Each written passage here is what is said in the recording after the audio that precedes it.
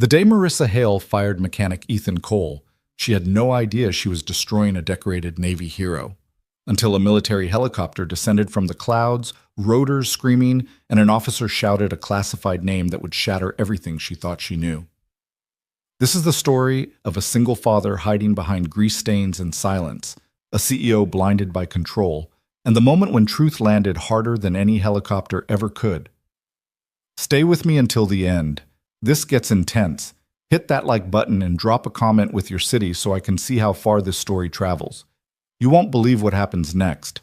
The fluorescent lights hummed overhead like angry wasps, casting harsh white shadows across the concrete floor of Hale Automotive Solutions. The smell was familiar: motor oil, brake fluid, the metallic tang of tools meeting metal, and beneath it all, the faint aroma of burned coffee from the break room that nobody ever cleaned. It was 7:47 a.m. on a Tuesday, and Ethan Cole was already 2 hours into his shift.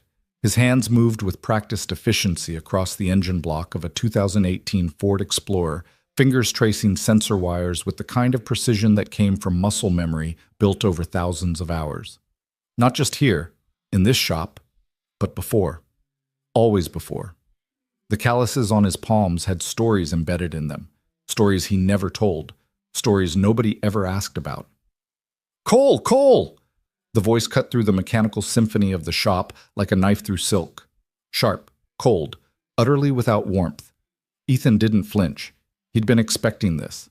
He straightened slowly, wiping his hands on a rag that had once been red, but was now a mottled gray-brown, stained by 100 different fluids from 100 different engines.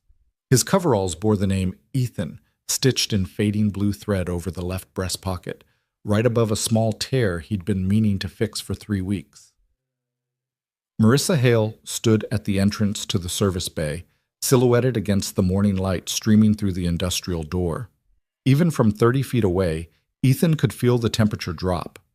She was 42, sharp-featured, with dark hair pulled back so tightly it seemed to stretch her face into a permanent expression of displeasure. Her suit was charcoal gray, perfectly tailored, probably cost more than Ethan made in 2 months. She held a tablet in one hand like a weapon, screen glowing with whatever data she'd weaponized for this moment. Behind her, 2 men in similar corporate attire flanked her like sentries. One was Davis, the regional operations manager, a man whose entire personality could be summed up as ambitious sycophant. The other was someone Ethan didn't recognize, probably from corporate headquarters, here to witness whatever execution Marissa had planned. "Mr. Cole," she said, her heels clicking against the concrete as she approached. Each step was measured, deliberate, designed to command attention. "We need to talk, now." Around them, the shop grew quieter. Not silent, engines still ran, air compressors still hissed, someone's radio still played classic rock at low volume, but quieter. The kind of quiet that meant everyone was listening while pretending not to. Ethan's coworkers, men he'd worked beside for 8 months, suddenly found their own tasks absolutely fascinating. Tommy, a kid fresh out of tech school, actually ducked behind a Chevy Tahoe. Miguel, normally friendly, studied a tire pressure gauge like it contained the secrets of the universe. Even Rick, the shop foreman who'd hired Ethan, suddenly discovered something critically important about his clipboard. Nobody wanted to be near whatever was about to happen. Ethan set down the fuel injector he'd been holding. "Ms. Hale," he acknowledged, his voice even, unremarkable. The voice of a man who'd learned long ago that the less you said, the less could be used against you. "I've been reviewing the service reports from last week," Marissa began, not bothering with pleasantries or privacy. Her voice carried across the shop, and Ethan knew that was intentional. Everything with Marissa Hale was intentional. Specifically, the 2021 Audi A6 that came in with the electrical fault. Ethan remembered the car, remembered the problem, remembered the solution. "Yes, ma'am." "The customer complained that their diagnostic port was damaged. Upon investigation, we discovered you bypassed standard protocol." She tapped her tablet, the gesture sharp and accusatory. "You accessed the vehicle's computer system through an alternative entry point, a method not outlined in our service manual, a method not authorized by this company." A bead of sweat rolled down Ethan's temple, but it had nothing to do with guilt. The shop was always hot. The bay door was open, but September in Texas meant the heat followed you everywhere, relentless and inescapable. The diagnostic port was physically damaged, Ethan explained, keeping his voice steady. Cracked housing, broken pins. The customer needed their car that day, had a medical appointment they couldn't miss. The alternative access point is a manufacturer-approved backup method. It's in the vehicle's technical service bulletin, TSB 47. I don't care about technical bulletins, Marissa cut him off, her voice rising just enough to ensure everyone heard. I care about procedure. I care about protocol. I care about mechanics who think they're smarter than the systems we have in place. Ethan said nothing. His jaw tightened imperceptibly. Davis, the operations manager, stepped forward with a folder. He handed it to Marissa with the eagerness of a dog presenting a retrieved stick. She opened it, made a show of reviewing its contents, though Ethan suspected she'd memorized every word before walking in here. This isn't the first incident, she continued. 2 weeks ago, you modified a repair sequence on a transmission service. Last month, you questioned a parts supplier's recommendation in front of a customer. You consistently deviate from established guidelines. I fixed the problems, Ethan said quietly. Every customer left satisfied. Every vehicle left safe. That's not the point. The words cracked across the shop like a whip. Several mechanics actually jumped. Marissa took 3 steps closer, close enough that Ethan could smell her perfume, something expensive and floral that seemed wildly out of place among the motor oil and metal. The point, Mr. Cole, is that you don't get to freelance. You don't get to improvise. We have procedures for a reason. We have protocols because this company serves thousands of customers, and we can't have cowboys like you making up the rules as you go. Cowboys. The word hung in the air, and Ethan felt something cold settle in his chest. Not anger, something older, something that recognized the irony in ways Marissa Hale would never understand. I understand, he said, because there was nothing else to say. Do you? Marissa's eyes narrowed. Because your employment file suggests otherwise. 8 months here, Cole. 8 months of consistently acceptable work, marred by this persistent need to do things your way instead of the right way. Behind her, the unidentified corporate representative was taking notes on his own tablet, recording this, documenting it, building a case that had probably already been decided. Tommy, the young mechanic, had emerged from behind the Tahoe, watching with wide eyes. He was 22, reminded Ethan of some of the younger pilots he'd trained once, a lifetime ago. Good kid, nervous, still believed that hard work and skill mattered more than politics. He'd learn. I've made a decision, Marissa announced, loud enough for the entire shop to hear. This was a performance now, a demonstration, a message to everyone wearing coveralls and carrying wrenches. This is what happens when you don't follow the rules. Effective immediately, your employment with Hale Automotive Solutions is terminated. The words landed like physical blows, even though Ethan had known they were coming, had felt them approaching for weeks like a storm on the horizon. You'll receive 2 weeks severance as per your contract, minus the cost of that damaged diagnostic port, which will be deducted from your final check. Please surrender your company credentials and clear out your locker within the hour. Somewhere in the shop, someone dropped a wrench. It clattered against concrete, impossibly loud in the sudden silence. Ethan stood there, grease under his fingernails, motor oil staining his coveralls, and felt the weight of everything pressing down. Not anger, not indignation, just a heavy, suffocating awareness of reality.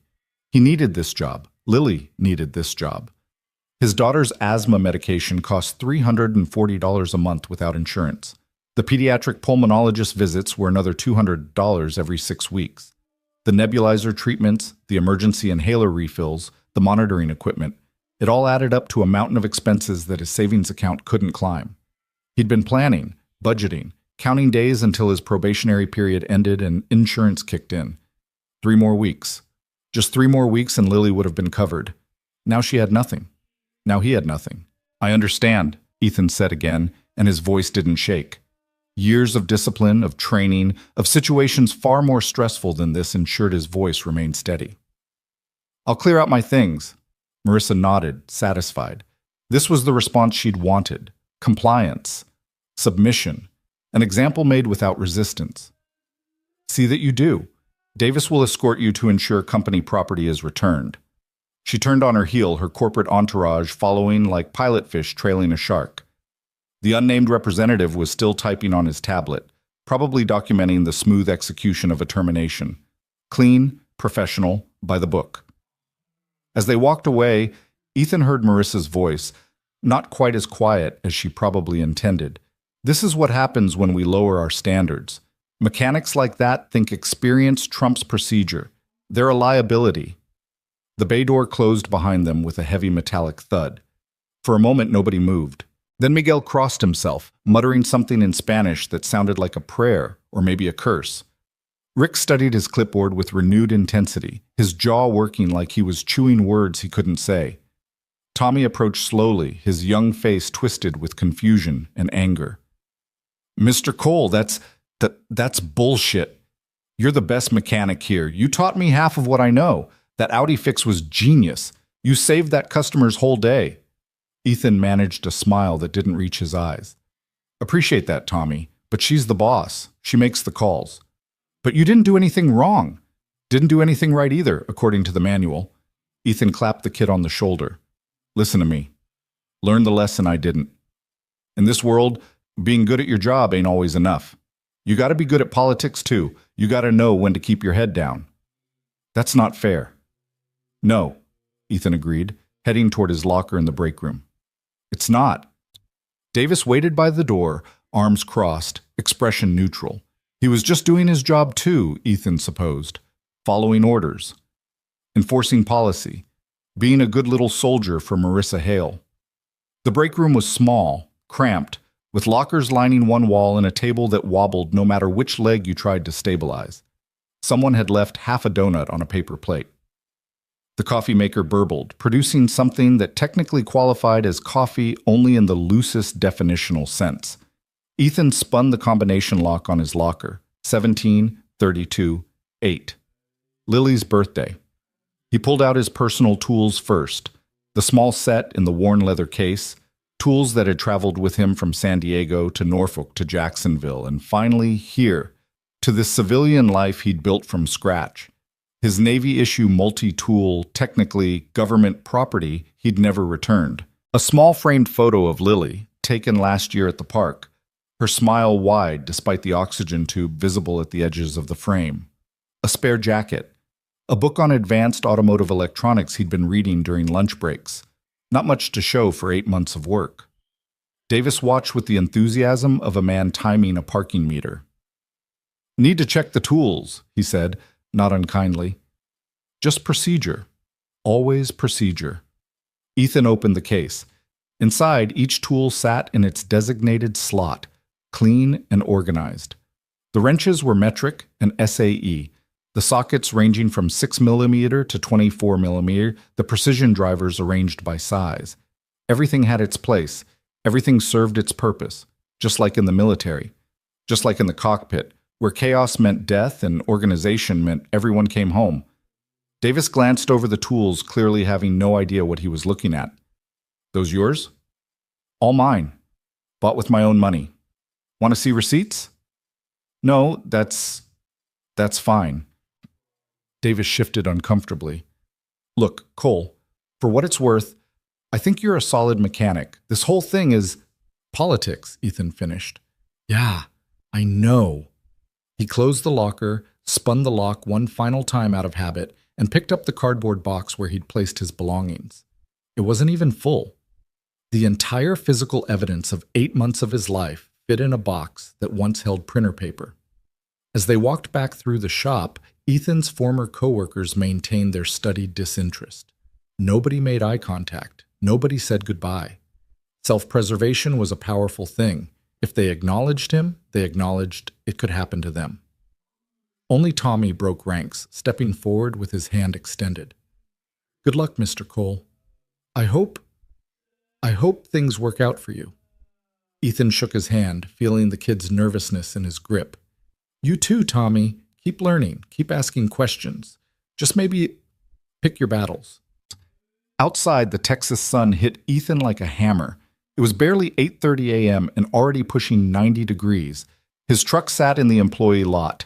A 2004 Ford F-150 with 187,000 miles on the odometer, a dent in the rear quarter panel, and a passenger window that only rolled down 3/4 of the way. But it was paid off. And it ran.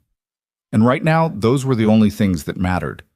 He set the box on the passenger seat, closed the door carefully, the handle was temperamental, and stood for a moment in the parking lot, looking back at the building that had just ejected him from its system like a contaminated fuel filter. Hale Automotive Solutions.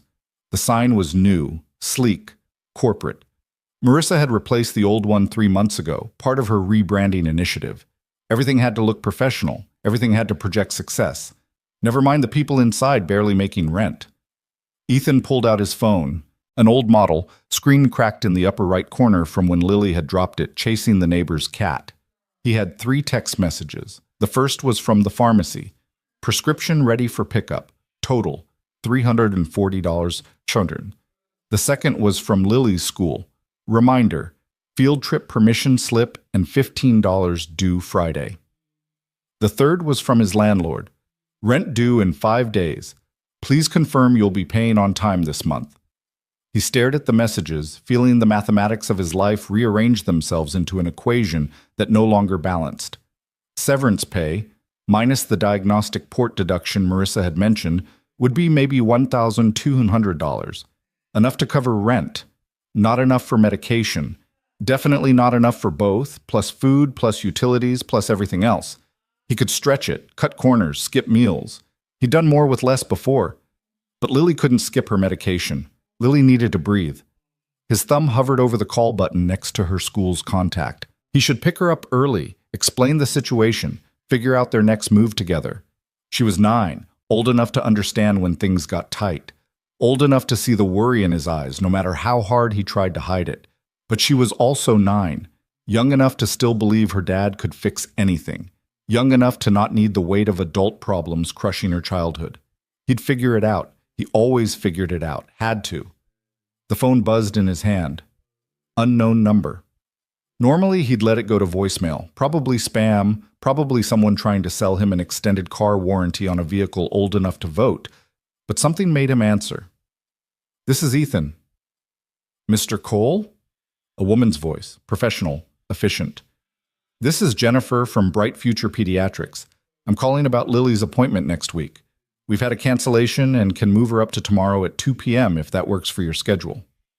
Tomorrow, when he'd normally be at work, when he'd have to request time off, get approval from Rick, make up the hours later in the week. Except he didn't have work anymore. Didn't have hours to make up. Didn't have insurance to cover the appointment. Mr. Cole, are you there? Yeah, he managed. Yeah, I'm here. Listen, I might need to reschedule. Can I call you back? Of course. Just let us know by end of business today if you want that earlier slot. She hung up, leaving Ethan standing in a parking lot, holding a phone and a box of possessions, with the sun beating down and the future looking like a storm he couldn't outrun.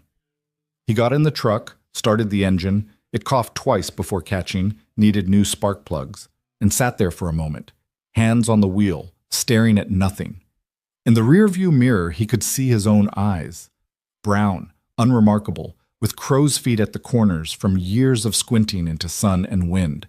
The face of a mechanic. A single dad. A guy struggling to keep his head above water. Nobody looked at that face and saw anything else. Nobody asked about the scars on his knuckles that didn't come from wrenches. Nobody noticed the way he could estimate distances and angles without thinking, or how he could hear an engine problem 3 bays away, or the military precision in how he organized his tools. Nobody bothered to look deeper than the grease stains, and that was fine. That was safer. That was exactly how Ethan had designed his life after everything changed, after Lily was born, after he made the hardest choice he'd ever made and walked away from the only career he'd ever loved. The past needed to stay in the past. The present was complicated enough. He pulled out of the parking lot, the truck's alignment slightly off, needed new tie rods, another thing on the list of repairs he'd get to eventually, and merged into morning traffic. His phone sat in the cup holder, screen dark, holding messages he couldn't afford to answer and questions he couldn't afford to ask. Behind him, Hale Automotive Solutions grew smaller in the mirror. Ahead, somewhere in this city, Lily was in class, learning about fractions or state capitals or something else that belonged to the simple world of elementary school, unaware that her father's carefully constructed safety net had just been cut. Ethan drove toward home, toward the small two-bedroom apartment they'd lived in for the past year, toward the stack of bills on the kitchen counter and the medication bottles in the cabinet and all the small, accumulating details of a life lived paycheck to paycheck. He'd figure it out. He always figured it out. The alternative was unthinkable. The apartment was quiet when Ethan unlocked the door, the kind of silence that felt heavy rather than peaceful.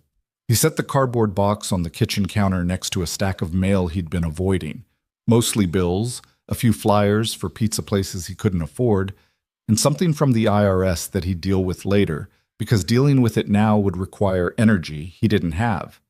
The kitchen was small, barely room for two people to stand comfortably. The linoleum was peeling near the refrigerator, a problem the landlord kept promising to fix. The cabinets were the kind of builder-grade wood laminate that looked decent from 10 feet away but showed every scratch and dent up close. On the refrigerator, held by magnets shaped like fruit, were Lily's drawings: a rainbow, a cat that might also be a dog, a house with a family of stick figures standing in front. In the last drawing, the tallest stick figure had arms raised up high. When Ethan had asked her about it, Lily had explained matter-of-factly that it was him fixing a helicopter. "You don't fix helicopters anymore, Daddy," she'd said. "You fix cars now."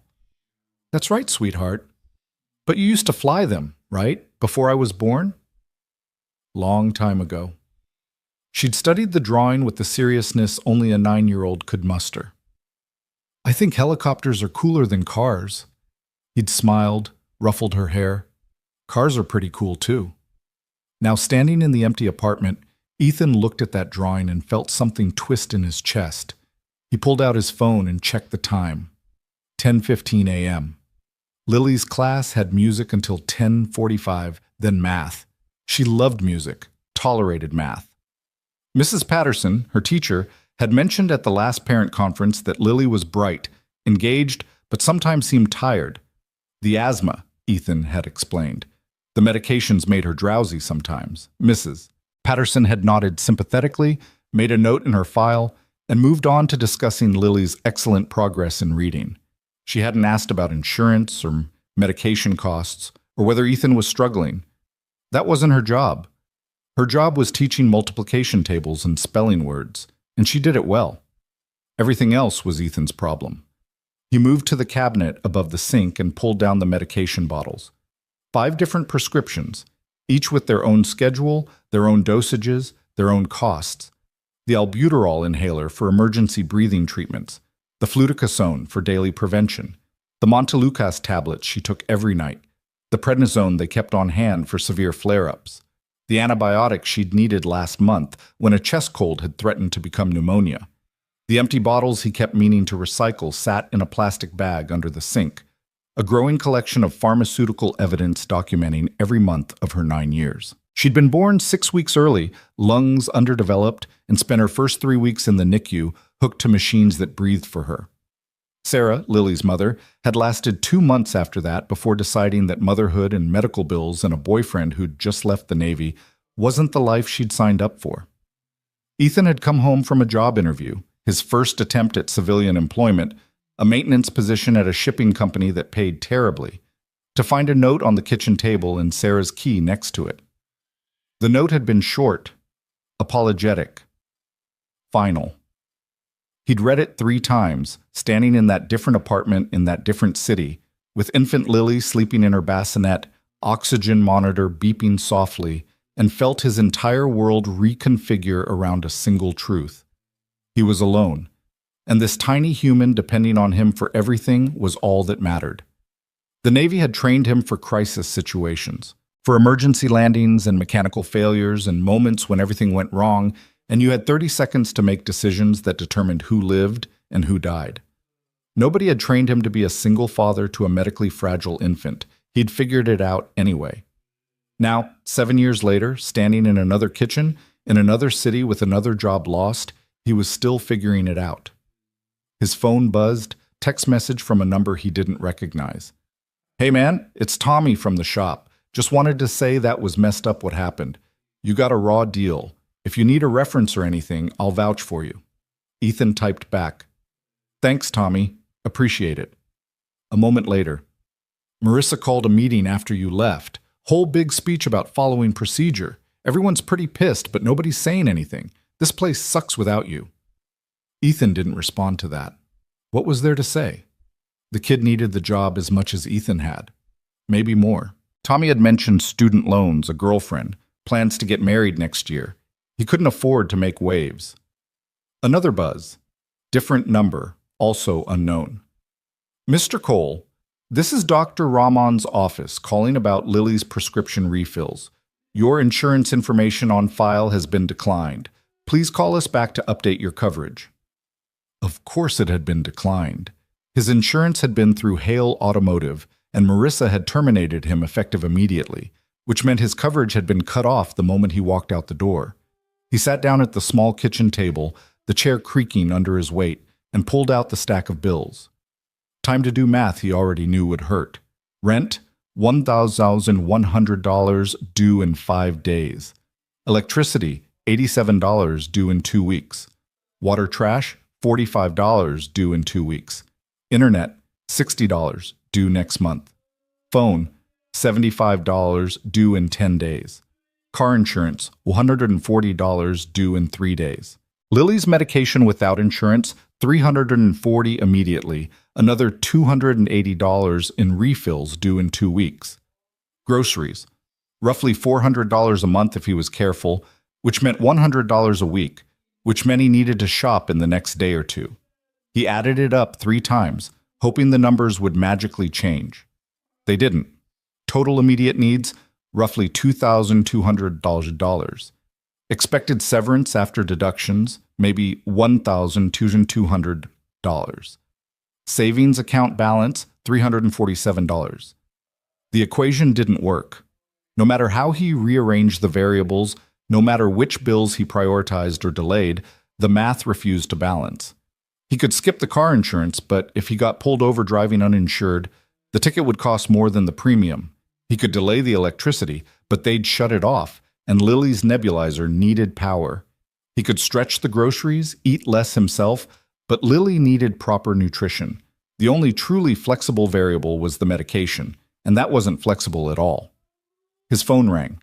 Actual call this time, not a text. Number he recognized. Jackie, his neighbor from across the hall. Hey, Ethan, hope I'm not bothering you. Not at all. What's up? I'm running to the store and wondered if you needed anything. I know Lily likes those yogurt cups with the strawberries. Jackie was 63, retired, lived alone with a cat named Senator. She'd appointed herself the building's unofficial grandmother, looking out for everyone, especially Lily. Once a week, she'd knock on the door with cookies she'd accidentally baked too many of, or a casserole she'd made too much of and couldn't possibly finish alone. Ethan knew charity when he saw it. He also knew pride was expensive. We're good, Jackie. Thank you, though. You sure? It's no trouble. I'm sure. Pause on the line.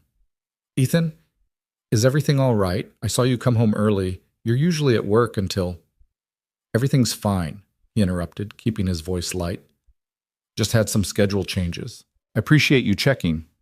Another pause, longer this time. Jackie wasn't stupid. Well, you know where I am if you need anything. I do. Thanks, Jackie. He hung up before she could probe deeper. Good people were the hardest to lie to. The apartment felt smaller suddenly, walls closing in. Ethan stood, paced to the window, looked out at the parking lot below. His truck sat in its assigned space, listing slightly to the left because the suspension was shot. Across the lot, a couple was loading suitcases into a newer Honda, probably heading somewhere for vacation. Normal people doing normal things with normal problems. He pressed his forehead against the glass, felt the heat of the day radiating through. September in Texas meant the air conditioning ran constantly, which meant higher electric bills, which meant another expense he couldn't afford. His reflection stared back at him from the window. 35 years old, face weathered beyond his years, hair that needed cutting, shoulders that carried weight invisible to everyone else. Once, a lifetime ago, those shoulders had carried the responsibility of a crew. Co-pilot, crew chief, rescue swimmers, people who trusted him to bring them home.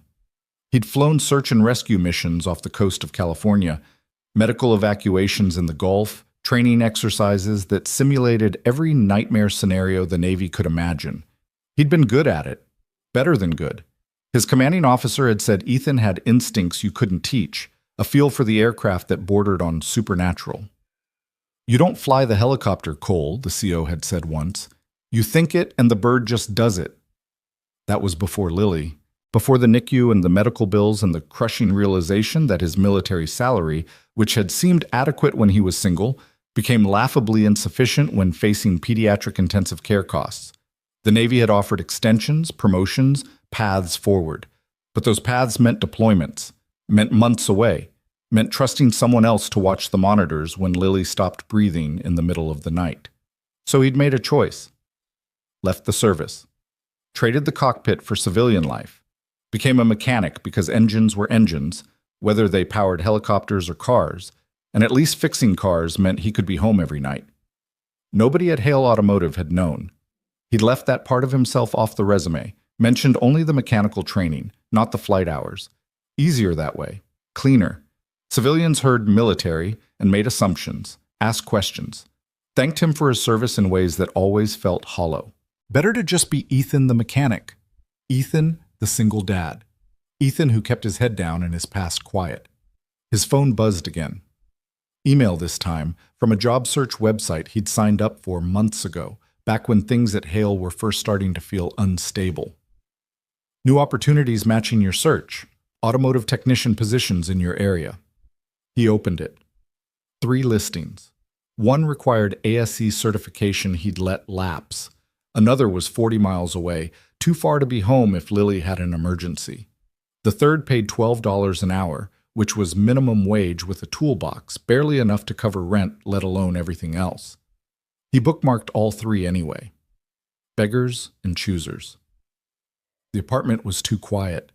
Ethan turned on the TV, not to watch anything, just to fill the silence with noise. Some talk show was discussing celebrity gossip, people with problems that seemed absurd from where he stood. He opened his laptop, an old Dell that took 3 minutes to boot up, and logged into his bank account. The numbers were the same as this morning, same as yesterday. Money didn't magically appear just because you needed it to. He navigated to the job board, started updating his resume. Under skills, he listed diagnostic expertise, electrical systems, engine repair, customer service. All true, all incomplete. Under experience, he put his 8 months at Hale Automotive. Before that, 11 months at a Jiffy Lube. Before that, 9 months at an independent shop in Oklahoma City.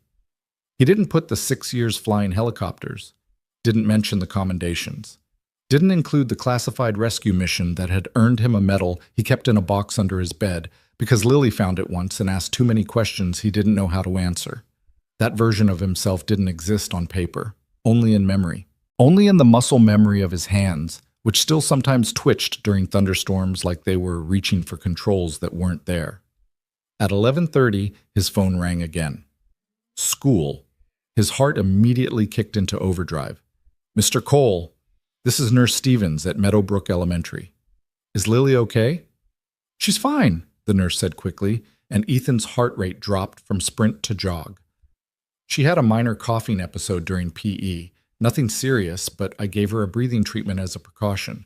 She's resting in my office now." "I can come get her." "That's not necessary. She's already feeling better. But I wanted to let you know, and we're running low on a rescue inhaler here at school. The one on file is nearly empty." The rescue inhaler. $90 for the name brand version her doctor prescribed. $60 for generic if the pharmacy had it in stock. "I'll bring a new one tomorrow," Ethan said. "Perfect. Like I said, she's doing great now. Probably just pushed herself too hard in kickball." They hung up. Ethan sat back, closed his eyes, and felt the familiar weight of parental worry settle over him like a blanket. She was fine. The nurse had said she was fine, but fine was always temporary with Lily. Fine could become not fine in minutes. Fine required constant vigilance, constant medication, constant money. He added rescue inhaler to his mental list of immediate expenses. The list was getting longer than the paycheck that didn't exist anymore. At noon, he made himself a sandwich, peanut butter and jelly, the cheap stuff, and ate it standing at the counter while scrolling through job listings on his phone. Most wanted experience he had, but certifications he didn't. A few offered interviews, but listed wages that were somehow worse than what Hale had paid. One listing caught his eye: experienced mechanic needed, small shop, flexible hours, family-friendly environment. He called the number. It rang 4 times before a gruff voice answered. Jerry's Auto. Hi, I'm calling about the mechanic position. You got ASE certs? Not current, but I have. Can't use you without certs. Insurance won't cover it. Thanks anyway. Click. Ethan stared at the phone. 15 seconds. That's how long it took for that door to close. He tried 2 more numbers. One went to voicemail. The other told him they'd already filled the position but would keep his information on file, which was polite code for "don't call us." By 2:00 p.m., he'd applied to 7 jobs, received 3 automated rejection emails, and developed a headache that pulsed behind his right eye. He took 2 aspirin, generic brand, bottle of 500 for $8, one of the few medications that didn't require a prescription, and lay down on the couch. The apartment's ceiling had a water stain in the corner from a leak 2 floors up. The landlord had patched it but never repainted, so now there was a yellowish mark roughly the shape of Texas. Ethan stared at it, his mind churning through possibilities. He could ask Jackie for a loan. She'd probably give it to him, but Jackie lived on Social Security and a small pension. She couldn't afford to be his safety net. He could try to sell something. But what? The TV was 8 years old, worth maybe $40. The laptop might get $60. His tools were the only things of real value, and he needed those to work. He could pawn his watch. It was a decent dive watch, given to him by his squadron when he left the service, probably worth $200. But it was also one of the few tangible connections he still had to that life, and selling it felt like severing something he wasn't ready to lose. His phone buzzed. Text from Tommy again. Dude, Marissa just hired some guy from corporate to replace you. Literally already here. Nobody likes him. He doesn't know shit about actual repair work. Ethan didn't respond. What was the point? Another buzz. Different number. This is Capital Collections calling about account number ending in 4782. Please return this call regarding an important matter. He deleted it. The collection agency could get in line behind everyone else. At 2:45, he left to pick up Lily from school. The truck's air conditioning was broken. Had been for 3 months. Another repair on the infinite list. So he drove with the windows down, hot air buffeting through the cab. Meadowbrook Elementary was a sprawling single-story building with murals painted on the outside walls, bright and cheerful in a way that seemed designed to counteract the grim reality that most of the kids here came from families struggling just like Ethan's. He parked in the pickup line, engine idling, and watched the flood of children emerge from the main entrance. 3rd graders mixed with 5th graders, all backpacks and excited chatter, running toward waiting cars with the kind of energy that seemed infinite and impossible. Then he saw her. Lily was smaller than most of her classmates, skinny in the way of children who'd spent too much time sick. Her backpack looked enormous on her narrow frame. Her hair was pulled into a ponytail that had gone slightly lopsided during the day. She walked with her friend Emma, the 2 of them laughing about something. When she spotted the truck, her face lit up, and Ethan felt his chest tighten. She ran over, pulled open the passenger door, and climbed in with the practiced efficiency of someone who'd done this 1,000 times. Hey, Daddy!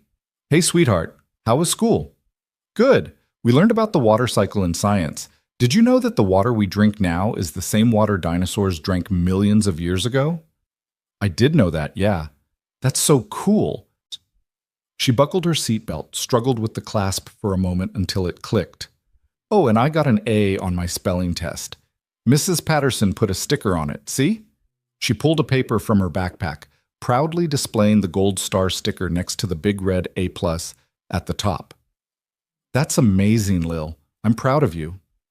It was easy. I studied all the words you helped me with. They pulled out of the parking lot, joining the slow procession of cars leaving the school.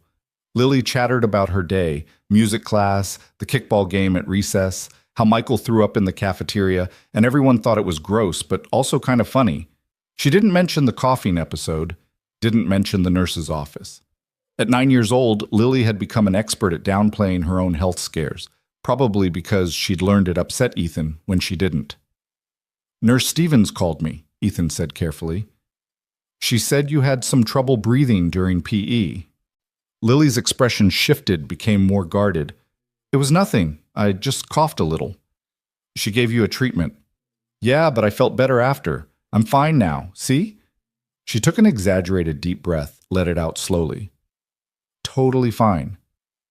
"I know you're fine, sweetheart, but we need to be careful, okay? If you start feeling tight in your chest, you tell your teacher right away." "I know, Daddy. I always do." They drove in silence for a moment. The radio was on low, some classic rock station playing a song Ethan half remembered from high school. "Are you home early because you're sick?" Lily asked suddenly. "What? No, I'm not sick." "Then why aren't you at work?" "Smart kid. Too smart sometimes." "I had some schedule changes," Ethan said, which was technically true.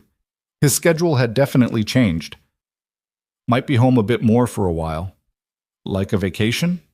"Something like that." Lily considered this. "Can we go to the Science Museum? Emma went last week and said they have a new dinosaur exhibit." The Science Museum. $20 admission per person, plus parking, plus she'd inevitably want something from the gift shop. "Maybe in a couple weeks," Ethan said. "Let me check our schedule." "Okay." She didn't sound disappointed, just accepting. She'd learned early that maybe later usually meant probably not, but she'd also learned not to push. They stopped at a red light. An ambulance screamed past, lights flashing, and Lily watched it go with wide eyes. "Do you miss flying?" she asked. The question came out of nowhere, hitting Ethan sideways. "Sometimes," he admitted. "Was it fun?" "It was intense. But yeah, sometimes it was fun." "Why did you stop?" "Because you couldn't breathe, and I couldn't be 30,000 feet away when you needed me." "Because being your dad is more important," he said instead. She smiled at that, satisfied with the answer. "I'm glad you're my dad. I'm glad you're my daughter." They pulled into the apartment complex, parked in their designated spot. Lily grabbed her backpack, and Ethan grabbed the empty cardboard box from the passenger side. He'd forgotten to take it inside earlier. Jackie was standing in the hallway when they reached their floor, presumably having just gotten her mail. She brightened when she saw Lily. "Well, hello there, Miss Lily. How was school?" "Good. I got an A on my spelling test." "An A? Well, aren't you smart? You know, I just baked some cookies, chocolate chip. I think I made way too many. Would you help me eat them?" Lily looked up at Ethan with hopeful eyes. He wanted to say no, wanted to maintain some shred of independence, but Lily looked so excited and Jackie looked so genuinely pleased to share, and pride was expensive. "Maybe just one or two," Ethan said. "Wonderful. Come on over in about 10 minutes. I'll have them plated up nice." Inside the apartment, Lily dropped her backpack by the couch and went immediately to her room to change out of her school clothes. Ethan could hear her humming, the sound muffled through the thin walls. He stood in the kitchen, looking at the box of his possessions from Hale Automotive, at the stack of bills, at the medication bottles lined up like soldiers, and felt the weight of the day settle fully onto his shoulders. 10 minutes later, they went to Jackie's apartment. It smelled like vanilla and chocolate, warm and welcoming. Senator the cat wound around Lily's legs, purring. Jackie had indeed made cookies, dozens of them, cooling on wire racks on every available surface. "I got a little carried away," she admitted with a laugh. They sat at her small dining table, Lily eating cookies and telling Jackie about the water cycle, and for a few minutes, Ethan let himself pretend everything was normal. "So," Jackie said casually, refilling Ethan's coffee cup, "those schedule changes at work. Anything I should know about?" Ethan met her eyes. She was watching him with the expression of someone who'd raised 3 kids and buried a husband, and survived more than Ethan would probably ever know. She saw things. "Just some transitions," he said carefully. "Nothing to worry about." She didn't believe him, but didn't push. "Well, you know I'm here if you need anything. I mean that, Ethan. Anything." "I appreciate that, Jackie." Lily was on her 3rd cookie, chocolate smeared on her chin, playing with Senator and completely oblivious to the adult conversation happening over her head. When they left 20 minutes later, Ethan carried a plate stacked with at least a dozen cookies wrapped in foil. For later, Jackie had insisted. Growing girl needs her snacks. Back in their apartment, Lily did homework at the kitchen table while Ethan started dinner. Spaghetti, because it was cheap and filling, and Lily actually liked it. He boiled water, browned ground beef he'd bought on sale last week, opened a jar of sauce that cost $2. While the pasta cooked, he checked his email on his phone. 2 more automated rejections. 1 request for an interview at a shop 30 miles away that paid $13 an hour. He replied to the interview request. Beggars and choosers. Daddy, what's 7 times 8? Lily called from the table. What do you think it is? 56? That's right. See? You know it. She bent back over her homework, tongue poking out slightly in concentration. They ate dinner together at the small table, Lily telling him more about school, about Emma's birthday party next month, about how they were starting a unit on the solar system, and maybe Ethan could help her make a model.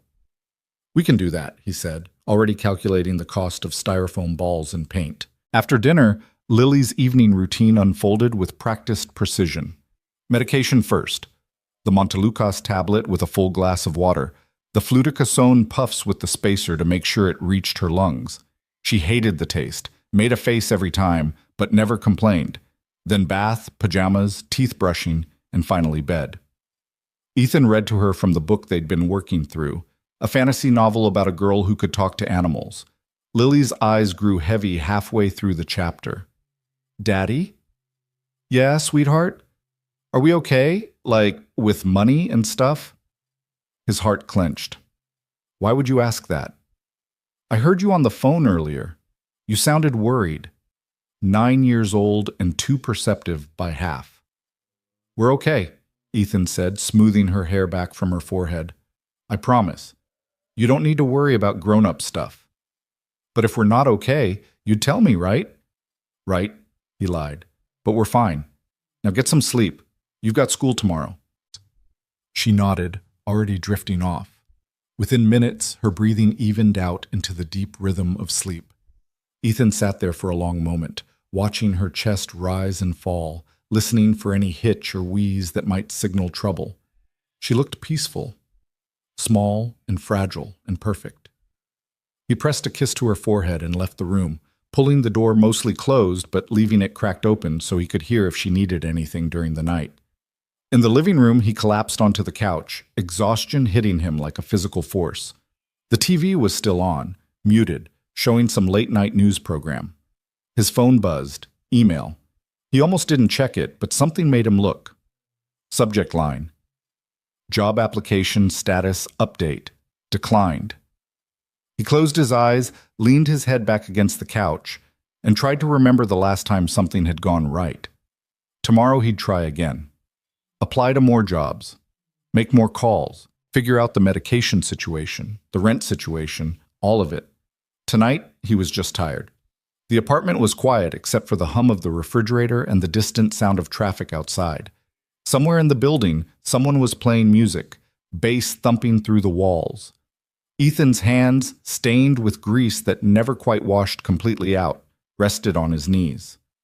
Working hands, capable hands, hands that had once controlled a multi-million-dollar aircraft, that had pulled people from stormy seas, that now changed oil and replaced brake pads and held his daughter when she couldn't breathe. Nobody saw those hands and knew their history. Nobody looked at Ethan Cole and saw anything except what he showed them. A mechanic, a single dad, a guy just trying to get by. And that was fine. That was safer. That was the life he'd chosen.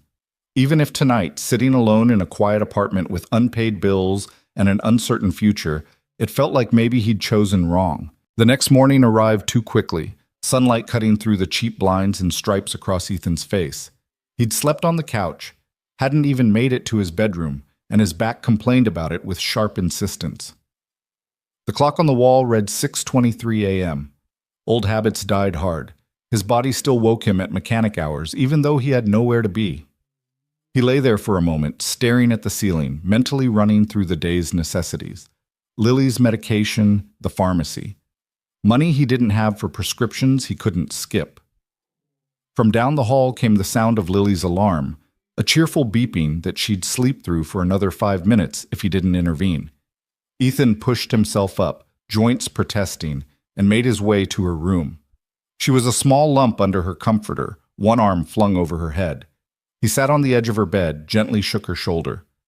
"Time to wake up, sweetheart." She groaned, burrowed deeper into the blankets. 5 more minutes. "That's what you said 5 minutes ago in your sleep. Come on. School day." Another groan, but she sat up, hair sticking up in every direction. Her breathing sounded clear, no wheezing, and Ethan felt the perpetual knot of worry in his chest loosen slightly. They moved through the morning routine with practiced efficiency. Lily got dressed while Ethan made breakfast, scrambled eggs and toast, orange juice from concentrate. She took her morning medication without complaint, though she still made a face at the inhaler. "I know," Ethan said sympathetically. "Tastes terrible."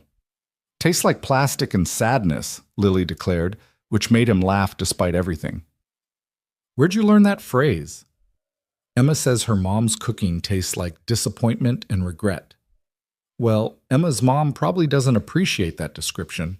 Lily grinned, shoveling eggs into her mouth. She had school spirit day today, wear your favorite color, and had chosen a purple shirt with a sparkly unicorn on it.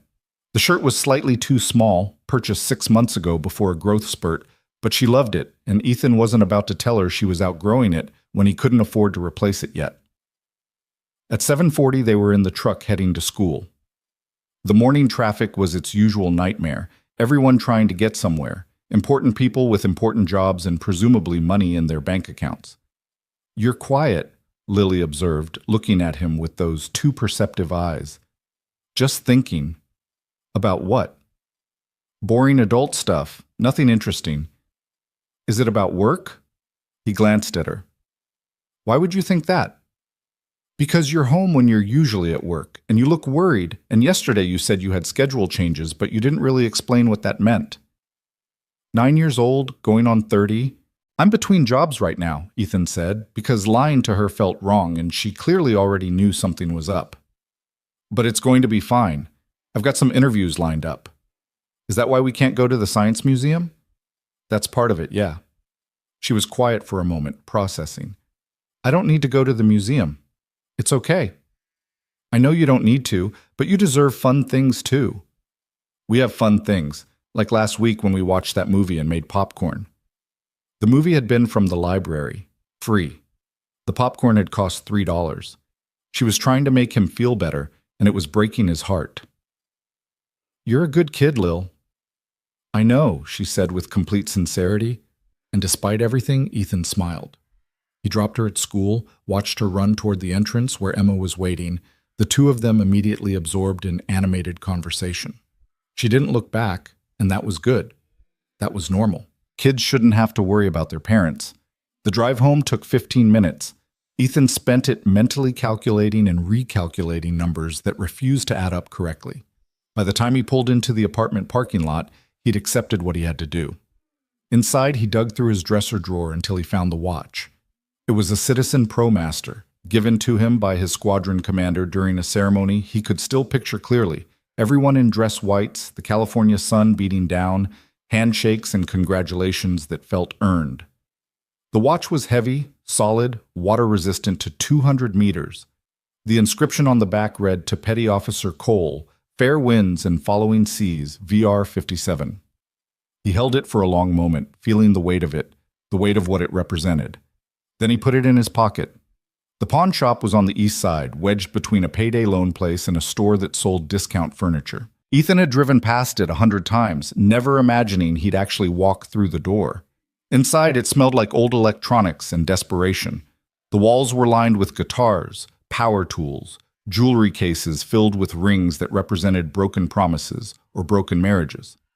A man behind the counter looked up as Ethan entered, 50s, heavy set, expression that suggested he'd heard every sob story ever invented. "Help you?" Ethan pulled out the watch, set it on the counter. "Looking to pawn this." The man picked it up, examined it with the practiced eye of someone who'd seen thousands of items just like it. He checked the inscription, tested the clasp, held it up to the light.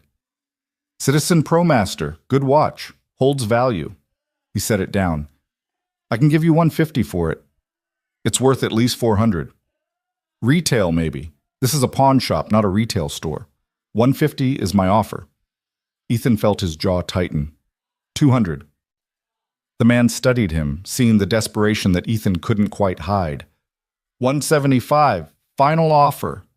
It wasn't enough. Wasn't nearly enough. But it was something.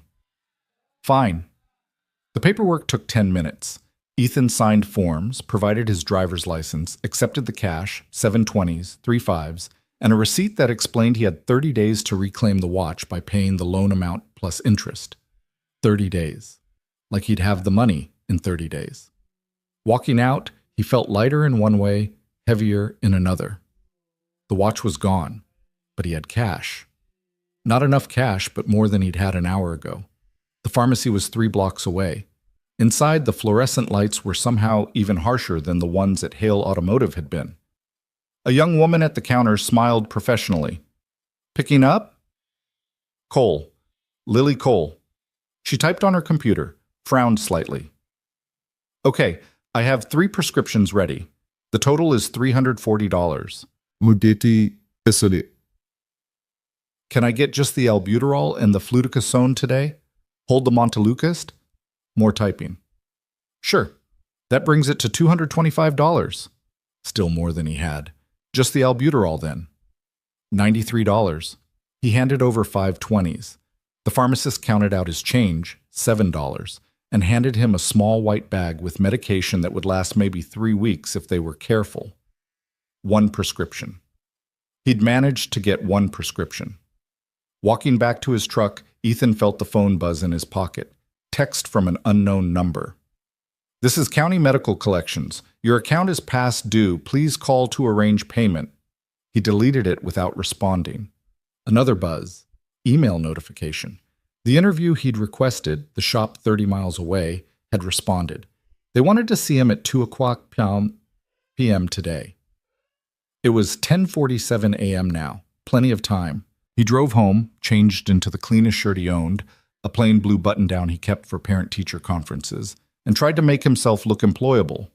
The face in the mirror looked tired, older than 35, but there wasn't much he could do about that. At 12:30, he got back in the truck and headed toward the interview. The shop was in a part of town he didn't know well, industrial area, lots of warehouses and businesses with chain-link fences. The shop itself was small, 3 bays, paint peeling on the sign that read, Martinez Auto Repair. Inside, a man who had to be Martinez looked up from an engine he was working on. He was maybe 50, weathered, with the permanent stains on his hands that marked a career mechanic. You, Ethan? Yes, sir. I'm Carlos. Come on back to the office. The office was a small room with a desk buried under paperwork, a calendar on the wall from 2023, and a coffee maker that looked like it had survived the Cold War. They sat, Carlos in a creaking desk chair, Ethan in a folding chair that wobbled. So, Carlos said, pulling out a printed copy of Ethan's resume. You've been bouncing around a bit, couple months here, couple months there. Been trying to find the right fit, Ethan said carefully. Your last place was Hale Automotive. Why'd you leave? There it was. The question he'd been dreading. There were some disagreements about repair procedures. Disagreements? Carlos raised an eyebrow. They fire you? Ethan could lie, could spin it, could make it sound mutual or complicated or anything other than what it was. Yes, sir. Carlos leaned back, the chair protesting. Appreciate the honesty. Most guys would dance around that. What kind of disagreements? I used an alternative diagnostic method on a vehicle when the standard port was damaged. Fixed the problem. Customer was happy. But it wasn't by the book. Company policy is strict about protocol. Hale's new CEO is a real piece of work from what I hear. All about corporate procedure, not about actual mechanics. Something like that. Carlos studied the resume again. You've got good experience. Know your way around electrical systems, which is something I need. But I gotta be honest with you, Ethan. Position only pays $13 an hour. I can't afford more right now. Business is tight. $13 an hour. Ethan did the math automatically. Full-time, that was about $2,000 a month before taxes. $1,500 after. Not enough to cover everything, but better than zero. I can work with that, Ethan said. Hours are 8 to 6, Monday through Saturday. Occasionally need someone on Sunday if we get backed up. You got a problem with that schedule? No, sir. You got reliable childcare? I saw on your application you're a single father. I do. He didn't, but he'd figure it out. He always figured it out. Carlos was quiet for a moment, clearly weighing something. Look, I like you. You're honest, you've got experience, and you don't give me that entitled attitude I get from these young guys fresh out of tech school. But I gotta ask, you gonna be reliable? Because I can't have someone who's gonna bail after 2 months when something better comes along. I'll be reliable, Ethan promised. I need this job, Mr. Martinez. I've got a daughter to support and medical bills to pay. I'm not looking for something better. I'm looking for something stable. Carlos nodded slowly. All right. Tell you what. I'll give you a shot. 2-week trial period. See how you work out. You prove yourself, the job's yours long term. Deal? Deal. Ethan extended his hand and they shook. Can you start Monday? Yes, sir. Good. Come in at 7:30. I'll get you set up with the paperwork and show you around. Dress code is casual, just nothing offensive. You got your own tools? Yes, sir. Perfect. Welcome aboard, Ethan. Walking out of that shop, Ethan felt something almost like relief. It wasn't enough money. The commute was terrible, but it was employment, and right now employment meant hope. He checked his phone. 3:17 p.m. He had time before picking up Lily. He drove to a coffee shop with free Wi-Fi, ordered the cheapest thing on the menu, small black coffee, $2, and spent an hour applying to other positions that paid better, just in case. At 2:45, he headed to Meadowbrook Elementary. The pickup line was already forming, parents in minivans and SUVs, some scrolling on phones, some chatting with other parents they'd befriended through the daily routine. Ethan sat in his truck, windows down because the AC didn't work, and waited. That's when he heard it. At first he thought it was a lawnmower or some kind of machinery from a nearby construction site, but the sound was wrong. The rhythm was wrong. The pitch was... His head snapped up. Helicopter. Not just any helicopter. The distinctive thrum of rotor blades. The particular frequency that differentiated military aircraft from civilian. His hands tightened on the steering wheel, muscle memory making his shoulders tense. Other parents were looking up now too, curious, some pointing. The sound was getting louder, closer. And then Ethan saw it. Navy helicopter. SH-60 Seahawk, descending from the east, flying low enough that he could see the markings on the fuselage. His heart rate kicked up, not from fear, but from recognition so deep it was cellular. What the hell was a Navy bird doing here? The helicopter circled once over the school, and several parents were pulling out their phones now, filming. The sound was deafening, overwhelming, the rotor wash making trees bend and sending loose papers flying in the parking lot. Then it descended, landing in the large field adjacent to the school parking lot, the same field where they held the fall festival and 4th grade field day. Teachers were ushering students back inside, probably concerned about safety. Parents were getting out of their cars, watching with a mixture of confusion and excitement.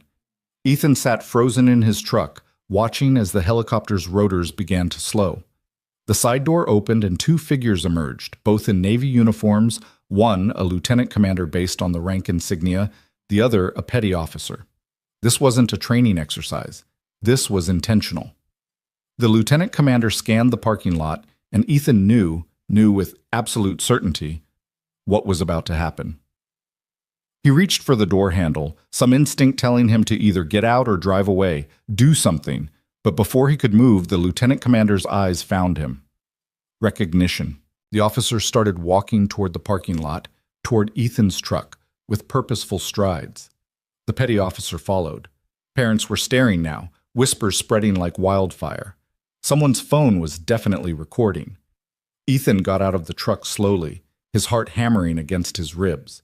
He stood there, in his civilian clothes, grease still under his fingernails from this morning, watching 2 Navy personnel approach him like he'd just been transported into a dream that made no sense. The lieutenant commander stopped 3 feet away. He was maybe 40, fit, with the bearing of someone who'd spent 20 years in the service. His eyes showed recognition, but also urgency. Petty Officer Cole? The name hit Ethan like a physical blow. Nobody had called him that in 7 years. "I'm Ethan Cole," he said carefully, not confirming the rank. "Sir, I'm Lieutenant Commander Morrison. I apologize for the dramatic entrance, but we have a time-critical situation, and you're the closest asset we have with the necessary expertise." Asset. The word from another life. "I don't know what you think I can help with, but I've been out for 7 years. I'm a civilian, a mechanic. I'm aware of your current status, but your clearance is still active. We checked. And right now we have a pilot down in the Pacific, approximately 240 miles west of San Diego. Weather is deteriorating and we've lost contact. The Rescue Coordination Center has been running scenarios, and every model shows the same thing. We need someone who knows how to read the atmospheric data in that specific region, someone who's flown search and rescue in those conditions. Your name came up in the system." Ethan's mind was racing. There are a dozen current pilots who can... They're all deployed or running other missions. You're here. You know the area. Your record shows 17 successful SAR missions in similar conditions. Morrison's expression was grim. "We have maybe a 4-hour window before conditions deteriorate beyond any rescue possibility. We need your help analyzing the data, identifying the most probable drift patterns, and advising the rescue crew. You don't have to fly. Just consult." "I can't just... I have a daughter. She gets out of school in..." Ethan checked his watch, realized he'd pawned it, looked at his phone instead. 15 minutes. "We'll make arrangements. We can have someone..." "No." The word came out harder than Ethan intended. "She has medical conditions. She needs her father. I can't just leave." Morrison's expression shifted, became more human. "I understand. I have kids too. But there's a pilot out there, same age as my son, probably scared out of his mind, and he needs someone with your expertise to help bring him home. I'm not ordering you. I can't order you. But I'm asking, please." Around them, the crowd of parents had grown. Someone's phone was definitely pointed at them. This was all being recorded, all being witnessed. Ethan looked at the school building, at the doors where Lily would emerge any minute. Then he looked back at Morrison, at the helicopter sitting in the field, at the choice being offered to him. "How long?" he asked. 2 hours, maybe 3. We have a command vehicle set up at Corpus Christi NAS. You come with us, you look at the data, you give us your assessment, and we'll have you back before dinner." "And my daughter?" Morrison turned to the petty officer. "Davis, coordinate with the school, explain the situation, see if there's someone who can take the daughter home, or we can arrange for a family services rep to..." "Jackie," Ethan said suddenly. "My neighbor. She watches Lily sometimes. If you can contact her, explain what's happening. Give me the information." Ethan rattled off Jackie's number, his apartment number, basic details while his mind struggled to process what was happening. This was insane. He had a new job starting Monday. He had bills to pay. He had a daughter who needed him, but somewhere in the Pacific Ocean, someone else's son needed him more. Morrison's phone was already out, making calls. The efficiency was impressive, the kind of rapid coordination that only happened in the military. Within 5 minutes, they'd reached Jackie. Ethan heard only Morrison's side of the conversation, but apparently Jackie had agreed immediately. Of course she had. "Daddy!" He turned. Lily was standing at the edge of the parking lot with Emma and a teacher, staring at the helicopter, at the uniformed men, at her father, with eyes so wide they seemed to take up half her face. Ethan walked over quickly, knelt down to her level. "Hey, sweetheart, something's come up. Is that a real Navy helicopter?" "Yes." "Are those real Navy people?" "Yes." "Why are they talking to you?" How did he explain this? How did he compress 7 years of hidden history into words a 9-year-old could understand? "A long time ago, before you were born, I used to work with the Navy. I flew helicopters like that one. And right now, they need my help with something important." "You flew helicopters?" Her voice went up an octave. "Like, actually flew them?" "I did." "Why didn't you tell me?" "It's complicated, baby, but right now I need to go with them for a few hours. Jackie's going to pick you up and take you to her place until I get back, okay?" "But I know it's weird. I know you have questions. I promise I'll answer all of them tonight. But right now, I need you to trust me. Can you do that? She looked at him, at the helicopter, back at him, then she nodded. Okay. That's my girl. He hugged her tight, breathed in the strawberry scent of her shampoo. I love you. I'll be home soon. Love you too, Daddy. Mrs. Patterson, the teacher, had approached. Mr. Cole, the office is coordinating with your neighbor. We'll make sure Lily is safely transferred. Thank you. He stood, took one last look at his daughter standing there looking small and confused, and walked back to Morrison. Let's go. The walk to the helicopter felt surreal, like moving through someone else's life. Parents were filming openly now. Someone was asking questions he couldn't hear over the rotor noise as the pilot fired up the engine in preparation. Ethan climbed into the Seahawk, and the smell hit him immediately. Jet fuel, hydraulic fluid, the particular scent of military aircraft that he'd forgotten he remembered. Morrison handed him a headset, and he put it on, the noise canceling immediately muffling the rotor wash. Ready? Morrison's voice came through the headset. Ethan nodded, not trusting his voice. The helicopter lifted, and suddenly they were airborne, rising above the school, above the parking lot full of staring parents, above his truck and his civilian life, and everything he'd built over 7 years. Below he could see Lily, a small figure in purple, still watching. Then they banked west, and she disappeared from view. The flight to Corpus Christi Naval Air Station took 40 minutes. Morrison spent most of it briefing Ethan on the situation. The downed pilot was Lieutenant Jeffrey Hammond, 26 years old, engine failure during a routine patrol. Ejection successful, but now he was in a life raft in increasingly rough seas with a storm system moving in. They had his last known coordinates. They had weather data. They had oceanographic models. What they didn't have was someone who could synthesize all of that into actionable intelligence fast enough. Why me? Ethan asked. Specifically? Your record from 2016, the rescue mission off Point Loma in that freak storm. You found that fishing vessel when everyone else said it was impossible. Command still uses that case study in training. Ethan remembered that mission, remembered the wind shear and the zero visibility, and the moment when he trusted his instincts over the instruments and somehow, impossibly, found the vessel exactly where logic said it shouldn't be. He'd saved 4 lives that day. Maybe today he could save 1 more. They landed at Corpus Christi NAS and were immediately ushered into a command center, a large room filled with computer monitors, radar displays, and personnel coordinating the rescue operation. The energy was controlled chaos, everyone moving with purpose. An older officer, a commander, approached them. Cole? Yes, sir. Commander Reeves, you have no idea how glad I am to see you. This way. They moved to a large display showing satellite imagery, weather patterns, ocean current data, probability cones for drift patterns. Ethan's eyes scanned the information, his brain automatically processing patterns he hadn't looked at in years. Last known position here, Reeves pointed. Ejection at 13:47 hours. Last radio contact at 14:12. Current time is 15:53. Weather system is tracking northeast at 15 knots, bringing 12-foot swells and deteriorating visibility. Our search grid is here, but it's huge and we're running out of daylight. Ethan studied the data, felt something click in his mind. The ocean currents in this region, he knew them, had flown over them dozens of times. The way the thermoclines interacted with surface currents, the effect of the storm's pressure system on drift patterns. Your search grid is too far north, he said. Reeves frowned. The drift model. Your drift model doesn't account for the subsurface current. There's a cold water upwelling in this region that creates a countercurrent.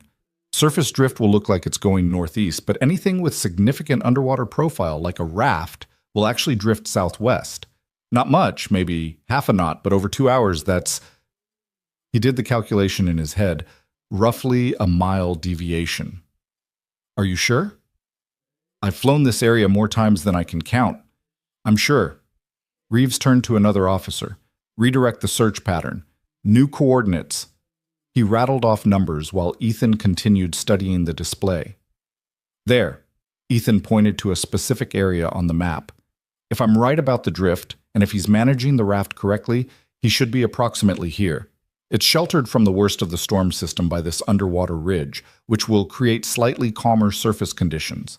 If he's thinking, he'll try to stay in that pocket. Morrison was watching him with something like awe. You got all that from looking at a map for 2 minutes? I got it from flying these patterns for 6 years. Ethan turned to Reeves. But I could be wrong. This is based on conditions I remember from years ago. They could have changed. We'll find out. Redirecting the search birds now. The next 20 minutes were tense. Ethan stood by the display, making minor adjustments to the search coordinates based on updated weather data, explaining his reasoning to the coordination team. It felt like slipping into an old skin, one he'd forgotten fit so well. At 16:17, a voice crackled over the radio.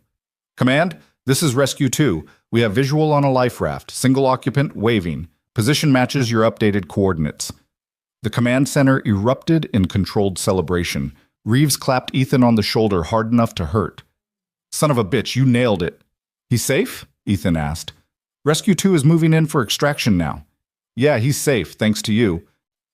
Ethan felt something loosen in his chest, a tension he hadn't realized he'd been carrying. Someone's son was going home. Someone's brother, someone's friend. Alive. Morrison was grinning. I knew calling you was the right move. Just glad I could help. More than help, Cole. You just saved a pilot's life. Command is going to want to talk to you about... No, Ethan interrupted. I appreciate it, but no. I did what you asked. Now I need to get back to my daughter. Morrison's expression shifted, became understanding. Of course. We'll get you home. The flight back seemed faster, maybe because Ethan's mind was quieter. He'd done something good today. In the chaos of job loss and bills and uncertainty, he'd done one thing that mattered. They landed in the same field next to Meadowbrook Elementary. It was after 5 now, the parking lot empty of the earlier crowd, but Ethan could see a few people still hanging around with phones out. Morrison walked him to the edge of the field. Cole, I meant what I said earlier. Your skills, your instincts, the Navy could use you again. If you ever wanted to come back... I can't, Ethan said simply. I have responsibilities here. I understand. But think about it. You're wasted working in a garage. Morrison handed him a card. My direct line. If you ever change your mind or if you just need anything, call me.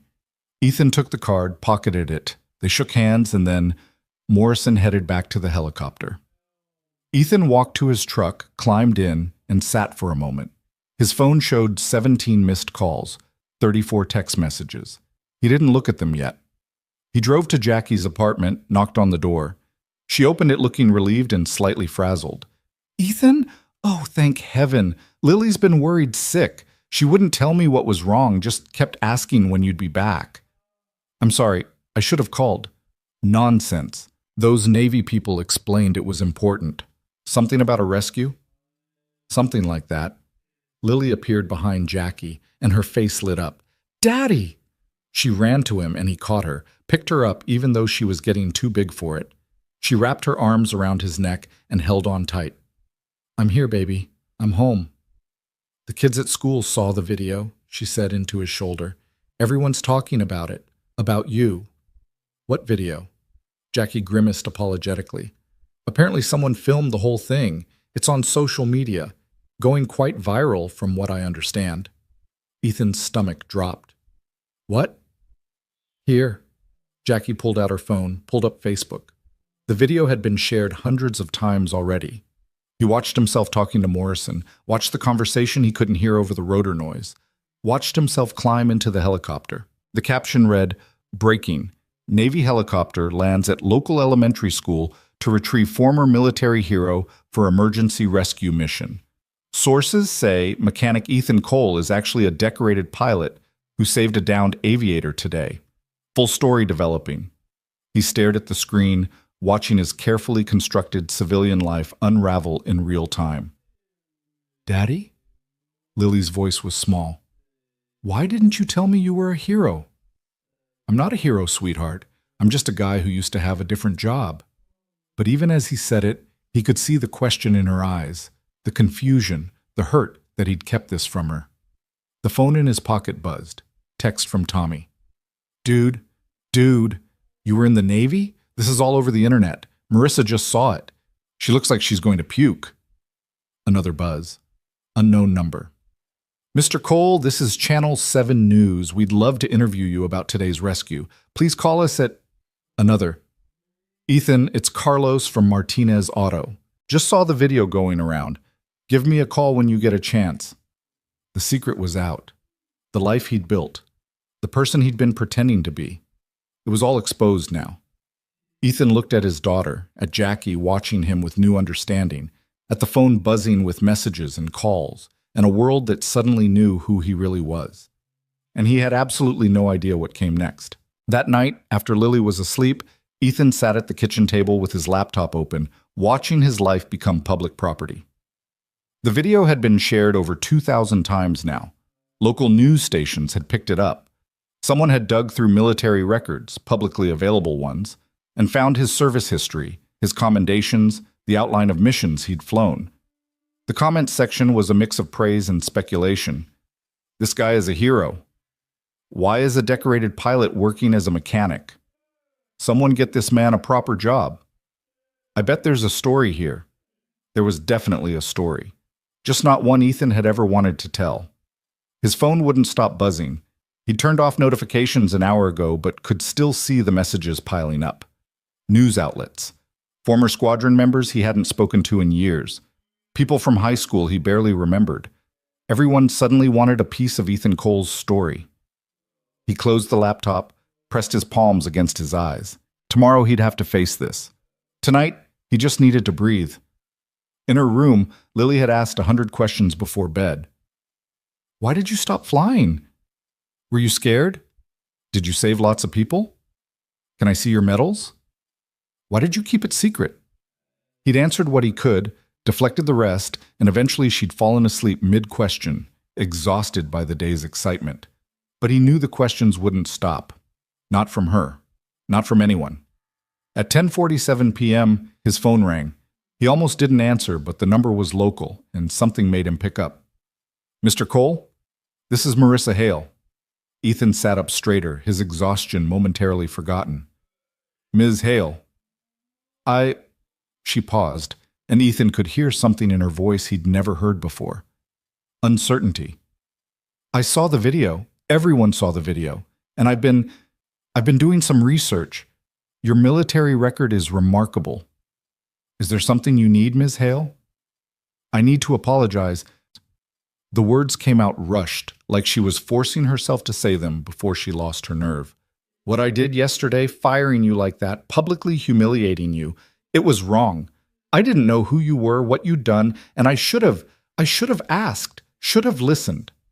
You didn't fire me because of who I was, Ethan said quietly.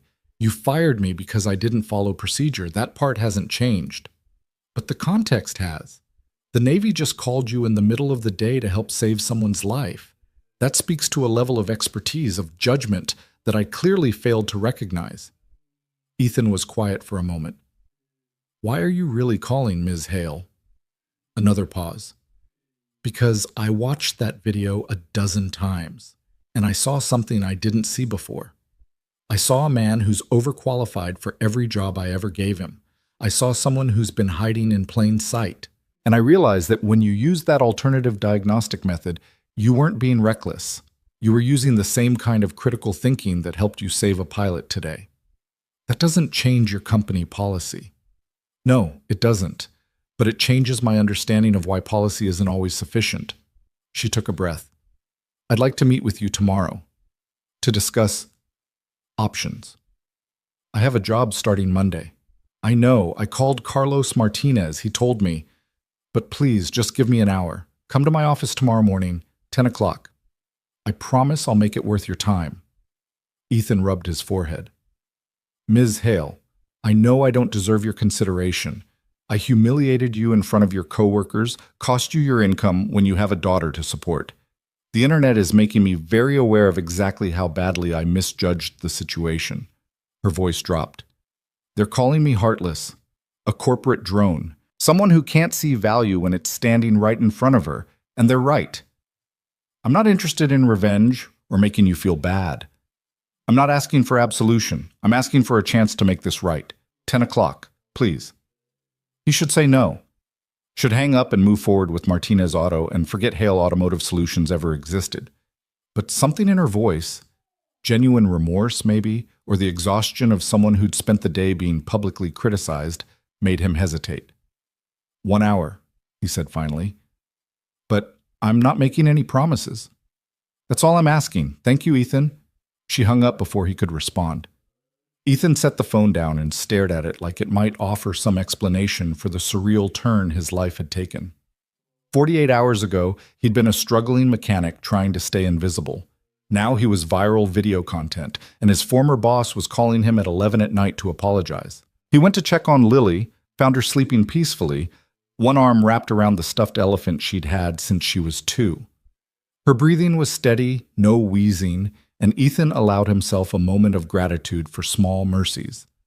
On her nightstand sat the prescription bag from the pharmacy, just the one inhaler, all he'd been able to afford. The other medications were still waiting, still needed, still expensive. Viral video or not, that reality hadn't changed. He went to bed but didn't sleep well, his mind churning through possibilities and problems in equal measure. Morning arrived with pale sunlight and the sound of Lily's alarm. She bounded into his room at 6:30, more energetic than she'd been in weeks. "Daddy, Emma texted me." Well, her mom texted me on her mom's phone because I don't have a phone, but still, she said I'm famous. The video has like 1 million views. It doesn't have 1 million views, sweetheart. Well, a lot of views. And everyone at school is going to want to talk to me about it. Should I tell them about the helicopter? About how you flew it? Ethan sat up, running a hand through his hair. You can tell them whatever you want.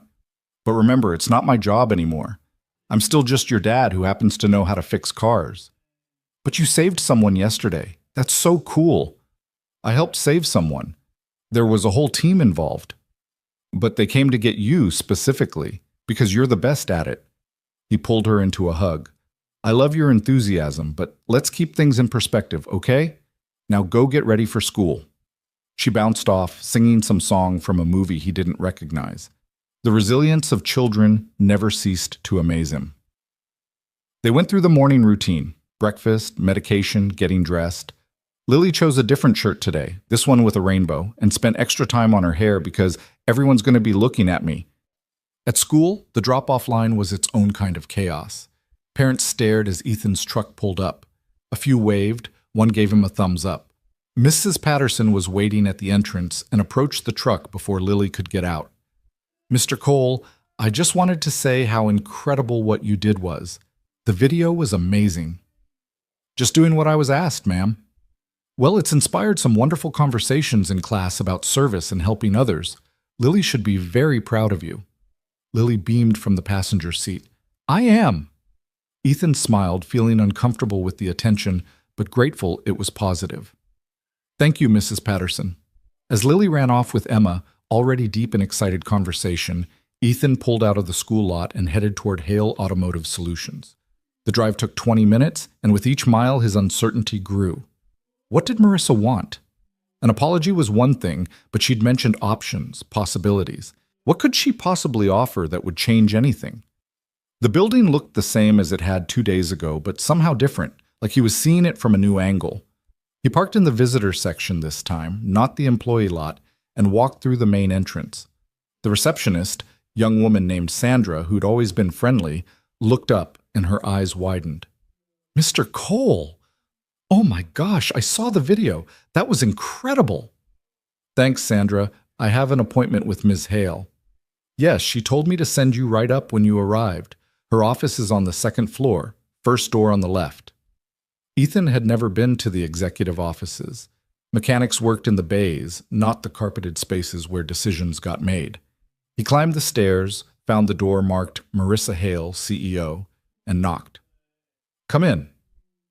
The office was exactly what he'd expected. Modern furniture, large desk, windows overlooking the service bays below.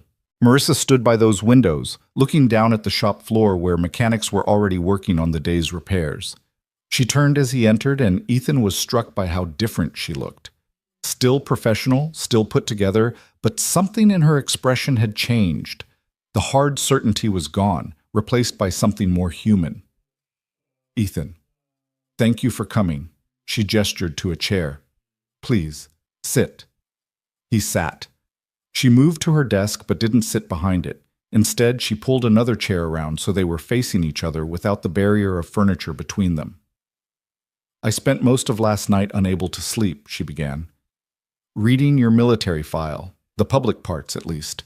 17 successful rescue missions, 3 commendations for valor, training records that show you were one of the highest-rated pilots in your squadron, and somehow you ended up in my shop changing oil and rotating tires. I needed steady work close to home. You were hiring. But why hide it? Why not put that experience on your resume? Any company would have asked questions I didn't want to answer, Ethan interrupted. Would have expected me to trade on it, use it. I left that life for a reason, Ms. Hale. I didn't want to be that person anymore. Because of Lily. He stiffened. How do you know about... I did some research. Not invasive, just public records.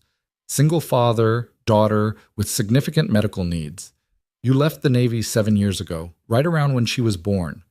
Marissa leaned forward slightly. I'm not judging. I'm trying to understand. There's nothing to understand. I made a choice.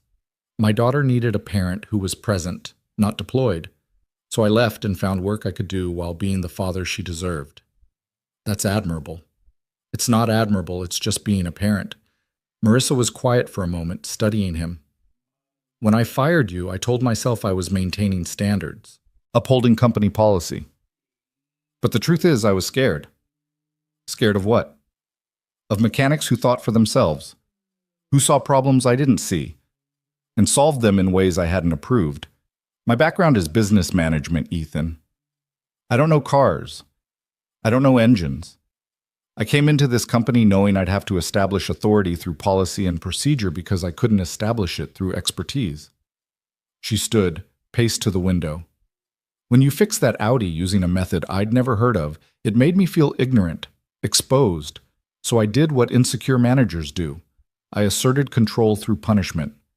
I made an example of you to show everyone else that I was in charge, that my rules mattered. And now? Now I'm realizing that my rules were protecting my ego, not serving my customers or my employees. She turned back to him. Yesterday, the Navy called you because you have expertise they needed.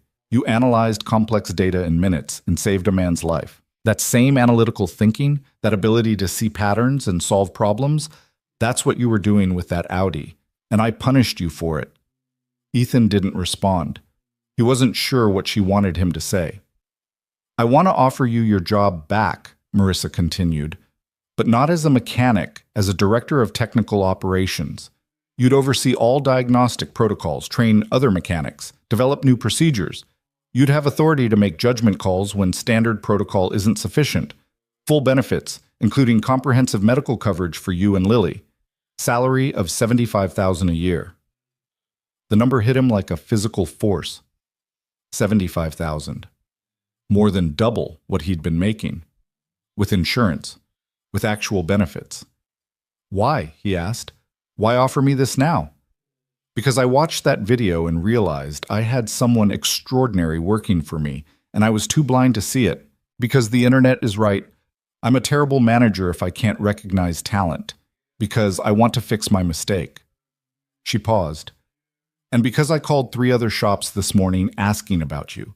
Every single person said the same thing. Ethan Cole is the best mechanic they've ever worked with. Knowledgeable, precise, trustworthy. If I let you walk away, I'm not just losing a good employee. I'm losing the exact person this company needs. Ethan sat back, his mind racing. $75,000. Insurance for Lily. A position with actual authority. It was everything he'd needed 2 days ago, offered now like it had been waiting for him all along. But something felt wrong about it. You're offering me this because a video went viral, he said slowly. Because it made you look bad, and now you're doing damage control. If that helicopter hadn't landed, if nobody had filmed it, I'd still be unemployed and you'd still be satisfied with your decision to fire me. Marissa flinched, but didn't deny it. You're right. The video forced me to confront my mistake. But the offer is genuine, Ethan. I'm not doing this for optics. I'm doing it because I want to build a better company, and I can't do that without people like you. People like me. People who can think critically, who put problem solving ahead of ego, who know the difference between following rules and doing what's right. She met his eyes. You could have been bitter yesterday when the Navy showed up. Could have said you'd been out too long, didn't remember the details, weren't qualified. Instead, you helped them because someone needed it. That's the kind of character I want in leadership. Ethan stood, walked to the window, looked down at the service bays. He could see Tommy working on a Ford Explorer, Miguel doing something with a transmission, Rick consulting a diagnostic computer. His former coworkers, going about their day, probably still talking about the video. I need to think about it, he said finally. Of course. Take all the time you need. The offer stands whenever you're ready. I have a job starting Monday with Carlos Martinez. I know. Carlos told me you're a good man who deserves better than he can offer. His words, not mine. Ethan turned back to her. Did you pressure him to... No, he called me. Said he saw the video and realized he couldn't compete. Asked me to take care of you properly if you came back. Marissa smiled slightly.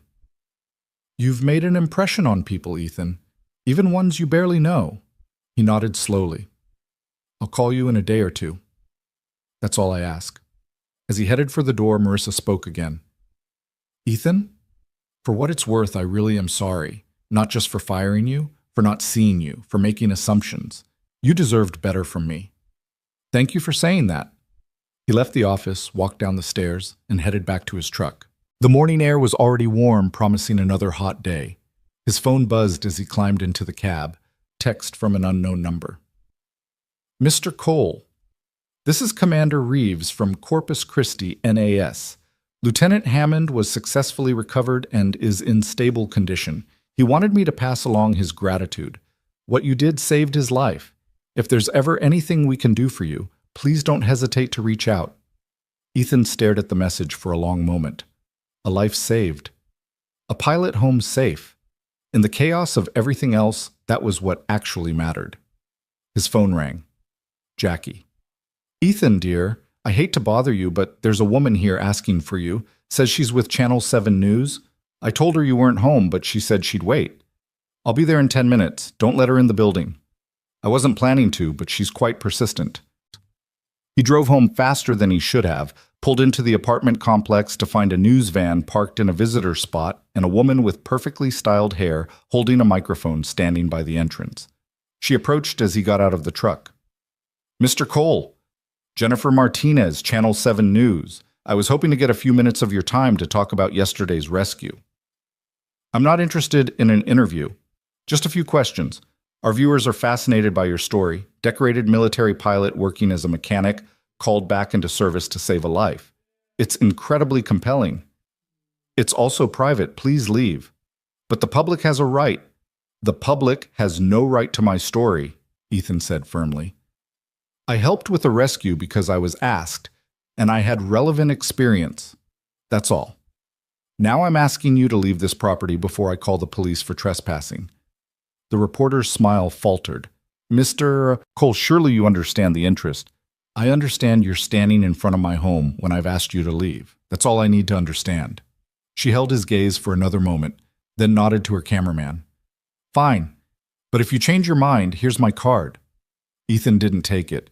He waited while they packed up their equipment and drove away, then headed upstairs. Jackie was waiting in the hallway.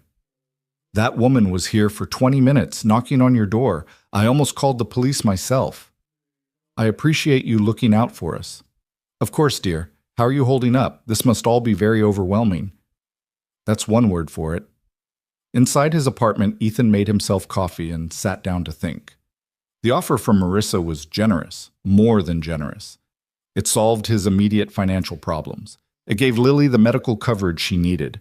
It was everything he'd been desperate for 2 days ago. But it also meant going back to Hale Automotive, to the place that had fired him, to working for someone who'd only reconsidered because circumstances had forced her hand. His phone buzzed again. This time it was Tommy. Yo, everyone at the shop is losing their minds. Marissa called a meeting this morning and basically admitted she screwed up firing you. She won't say what she offered you, but everyone's betting it's your job back. Are you coming back? Ethan didn't respond. He needed to talk to someone who knew him, who could offer perspective that wasn't clouded by viral videos or job offers or public opinion. He scrolled through his contacts, found a name he hadn't called in 2 years, and hit dial. The phone rang 3 times before a familiar voice answered. Cole? Is that really you? Hey, Chief? Yeah, it's me. Chief Warrant Officer Marcus Webb had been Ethan's mentor in the Navy, the man who'd taught him advanced rescue techniques and how to trust his instincts when everything else failed. They'd stayed in touch for a few years after Ethan left, but eventually the calls had dwindled to annual Christmas texts. I saw the video, man. Whole squadron's been texting about it. You saved Hammond's ass yesterday. I just looked at some data. You did what you always did, saw what everyone else missed. Morrison said you nailed the drift pattern in under 2 minutes. That's pure instinct, Cole. I got lucky. Luck is what people call skill when they don't want to admit someone's better than them. Marcus paused. How are you really? That video's got to have stirred up some stuff. You could say that. My old boss wants to hire me back. Offered me a director position, good salary, benefits, but it feels complicated. Complicated how? Like, she's only offering because I became public, because it makes her look bad if she doesn't. Does it matter why she's offering if the position's good? Shouldn't it? Marcus was quiet for a moment. When you left the Navy, you told me you needed to build a life that was about Lily, not about proving anything to anyone else. Has that changed? No. Then the question isn't whether this woman's motives are pure. The question is whether this job serves what you need for your daughter. Does it? Ethan closed his eyes. Yeah, it does. Medical coverage alone would change everything. Then take it. Don't let pride get in the way of taking care of your kid. When did you get so wise, Chief? I've always been wise. You just weren't listening. Marcus laughed. Seriously, though, Cole, you've been hiding your light under a bushel for 7 years. Maybe it's time to let people see what you can do. Not for them, for you. They talked for another 10 minutes, catching up on squadron gossip and life updates. Marcus had made commander, was stationed in Virginia now, had a daughter of his own who was Lily's age. After they hung up, Ethan sat with the silence for a while. His phone buzzed. Message from Lily's school. Mr. Cole, this is Principal Henderson. We've had several media inquiries about you and Lily following yesterday's events. Just wanted to let you know we're not providing any information and have instructed staff to maintain student privacy. If you have any concerns, please don't hesitate to call. At least the school had his back. He spent the rest of the morning cleaning the apartment, doing laundry, the mundane task that kept his hands busy while his mind worked through everything. Around noon, he made himself lunch, sandwich, apple, water, and finally allowed himself to look at his bank account. The numbers hadn't magically improved. He still had $89 until a severance check that might be $1,200 arrived. He still needed Lily's other medications. He still needed to pay rent in 3 days. The decision made itself. He called Marissa's direct line. Ethan? She answered immediately. I wasn't expecting to hear from you so quickly. I've thought about your offer. I have some conditions. I'm listening. First, I want final say on all diagnostic protocols. If I determine a situation requires deviation from standard procedure, I have the authority to make that call without approval. Agreed. Second, I want education support for my team, training programs, certifications, conferences. If I'm going to lead technical operations, I want to build the best team possible. That's actually a great idea. Agreed. Third, medical coverage starts immediately, not after a probation period. My daughter needs her medications now, not in 90 days. I'll have HR process the paperwork today. You and Lily will be covered by end of business. Ethan took a breath. And fourth, if this doesn't work out, if we discover we can't work together effectively, I want a mutual separation agreement that includes 6 months severance and continued medical coverage during that period. I'm not putting Lily's health at risk again. There was a pause. That's more than reasonable given how I treated you. Agreed. Anything else? That's it? When can you start? Monday. I need to call Carlos Martinez and explain. Of course. Ethan, you won't regret this. I promise I'm going to be better. Do better. I'm going to hold you to that. He hung up and immediately called Carlos. Martinez Auto. Carlos, it's Ethan Cole. Ethan, Hey man, I was going to call you. Listen, about Monday, I need to rescind my acceptance. Something's come up. Hale offered you a position, didn't they? How did you? She called me this morning, told me what happened, what she was planning to offer, asked if I'd be hurt if you took it. Carlos chuckled. I told her she'd be an idiot not to hire you, and I'd be an asshole to stand in your way. You deserve that position, Ethan. You deserve better than $13 an hour in my little shop. Your shop is great, Carlos, and I appreciate you understanding.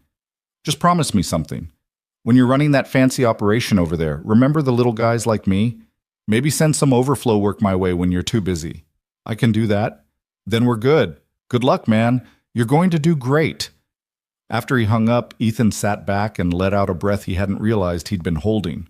It was done. He had a job.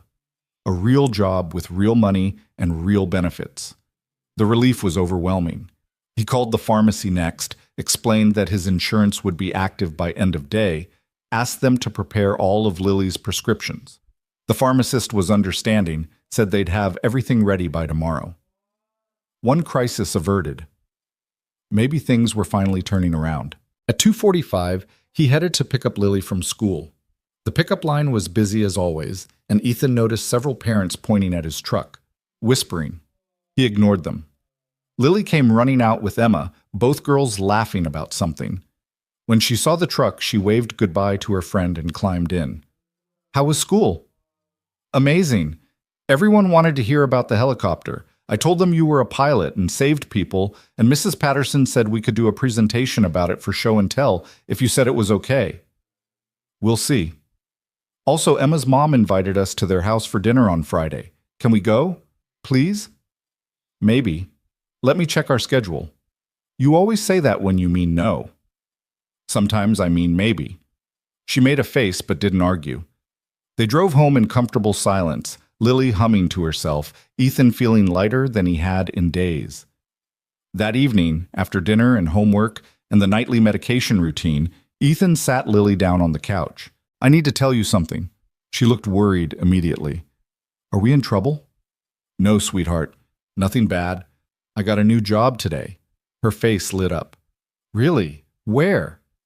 Back at Hale Automotive, but not as a mechanic. As a director. It means better pay and better insurance. So we can go to the Science Museum? He laughed.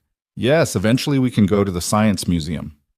And I can get my medicine without you looking worried about money? The question hit him harder than it should have. He'd thought he'd hidden his stress better. Yeah, baby, you can get your medicine, all of it, without me worrying. She hugged him tight. Good.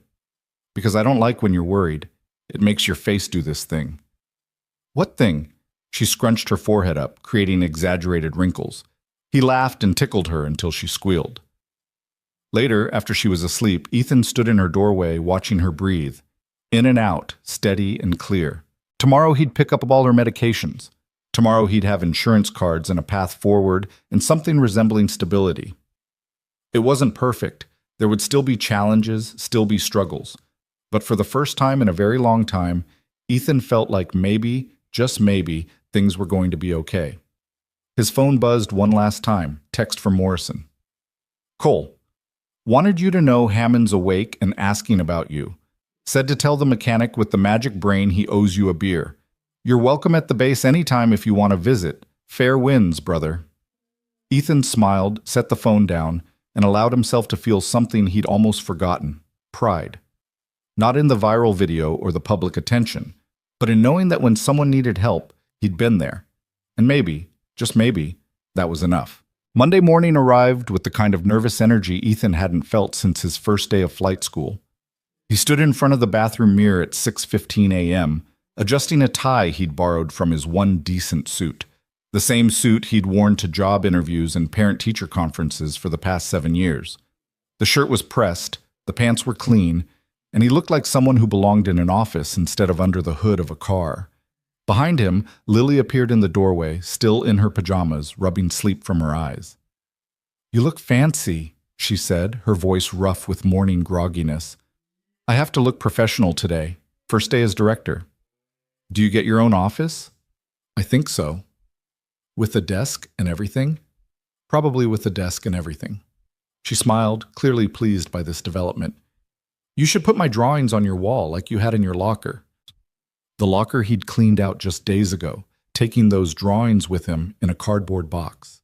They were still in that box, actually, sitting in his bedroom closet alongside the framed photo of Lily and his military-issue multi-tool. I'll definitely put your drawings up, he promised.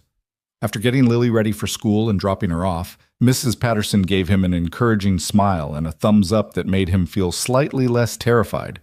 Ethan drove to Hale Automotive Solutions for what felt like the 100th time, but was somehow completely different. He parked in the main lot this time, not the employee section in the back. Grabbed the messenger bag he'd bought at a thrift store yesterday. $12, barely used, good enough for carrying paperwork and looking the part. Inside, Sandra at reception brightened when she saw him. "Mr. Cole, welcome back. Ms. Hale is expecting you. She said to send you right up." The walk to the second floor felt longer than it had on Friday. His heart was doing something complicated in his chest, equal parts anxiety and anticipation. When he reached Marissa's office, the door was open and she was standing by the window, phone pressed to her ear. She saw him and held up one finger. Just a minute. He waited in the doorway, taking in the view of the service bays below, where mechanics were already arriving, punching in, starting their day. Tommy's car was in the lot, Miguel's truck, Rick's motorcycle, his former co-workers, now his team. "Sorry about that," Marissa said, hanging up. "Insurance company with questions about coverage protocols. Come in, please." She was dressed in another sharp suit, this one navy blue, but her expression was softer than he'd ever seen it. She gestured to a chair and this time sat across from him rather than behind her desk, maintaining that deliberate equality. "First, before anything else, welcome back. Officially. I know this is strange given how we left things, but I want you to know I'm genuinely glad you're here. Thank you. Second, HR processed your paperwork Friday evening. You and Lily are both covered under our premium health plan as of Saturday. I had them send you the insurance cards via overnight delivery. Did you receive them?" "Saturday afternoon, yes. I picked up Lily's medications yesterday. All of them." Something shifted in Marissa's expression. Relief, maybe, or satisfaction. "Good. That's good." She pulled out a folder, opened it to reveal several documents. "Your employment contract. I had our attorney review the terms we discussed. Full authority over diagnostic protocols, education budget for training, immediate benefits, and the separation agreement clause. Everything you asked for is in writing." Ethan took the contract, read through it carefully. The salary was listed as $75,000. The benefits package was comprehensive: medical, dental, vision, life insurance, 401k matching. The separation clause was exactly as he'd specified. He pulled a pen from the messenger bag and signed. Marissa countersigned, then handed him a copy. "Welcome to leadership, Ethan. Now, let me show you your office." They walked down the hall to a room Ethan had never noticed before. Smaller than Marissa's, but still sizable, with a desk, filing cabinets, a computer setup, and a window overlooking the parking lot. The walls were bare white, waiting for personalization. "It's not much yet," Marissa said, "but it's yours. We can requisition anything you need, additional furniture, equipment, whatever makes sense for the role." Ethan set his bag on the desk, ran his hand over the smooth surface. His own office, his own space. After years of shared break rooms and crowded service bays, this felt almost surreal. "There's a staff meeting at 9, Marissa continued. "I'll introduce you formally, explain the new organizational structure. I expect some resistance. Change always brings resistance. But I want to make clear that this isn't optional. You have my full support." "What about Rick? He's been shop foreman for what, 8 years? "Rick will report to you now. I spoke with him Friday. He's not thrilled about the change, but he understands it. And honestly, he agrees with me that the shop needs someone with your technical expertise making the big decisions." Ethan nodded slowly. Rick was a good foreman, organized and reliable, but he'd been doing the same job the same way for nearly a decade. Change would be hard for him. At 8:45, Ethan made his way down to the service bays. The smell of motor oil and metal greeted him like an old friend. Mechanics were gathered near the break room, coffee in hand, talking in low voices that stopped when they saw him. Tommy was the first to break the silence. Holy shit, Cole, you're wearing a tie. Language, Tommy, Rick said automatically, but he was smiling.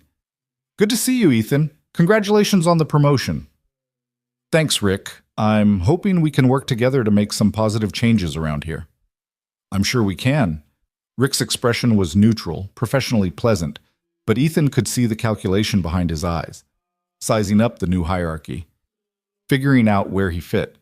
Miguel approached next, extending his hand. Man, I'm glad you're back. The guy they brought in to replace you lasted 2 days before he quit. Couldn't handle the workload. That's because he was an idiot, Tommy added. Didn't know a fuel injector from a fuel pump. Other mechanics were drifting over now, offering congratulations that ranged from genuinely warm to cautiously polite. Ethan recognized the dynamics at play. Some were happy to see him return, others were wary of what his promotion might mean for them, still others were probably resentful that the guy who'd been fired days ago was now their boss. At 9 o'clock sharp, Marissa entered the bay with Davis, the operations manager who'd escorted Ethan out the day he was fired. Everyone gathered around and the easy chatter died down. Thank you all for being here, Marissa began, her voice carrying across the space with practiced authority. I want to address something directly. Last week, I made a decision that I've come to realize was wrong. I fired Ethan Cole for using his professional judgment to solve a customer's problem. I prioritized rigid adherence to protocol over actual problem solving, and in doing so, I lost sight of what this company should value most: expertise, critical thinking, and commitment to excellence. The mechanics exchanged glances. This level of public self-criticism from Marissa was unprecedented. Many of you saw the video that went viral over the weekend. You learned, as I did, that Ethan has a background none of us knew about. But here's what I want to be clear about. I'm not bringing him back because of that video. I'm bringing him back because I was wrong to let him go in the first place. The fact that he saved someone's life last week just made that wrongness more obvious. She gestured to Ethan. Effective today, Ethan Cole is our Director of Technical Operations. He will oversee all diagnostic protocols, manage complex repairs, and work with each of you to develop better procedures that balance policy with practical expertise. Rick will continue as shop foreman, managing day-to-day operations, but technical decisions will go through Ethan. Rick nodded, his expression carefully neutral. I know change is difficult, Marissa continued.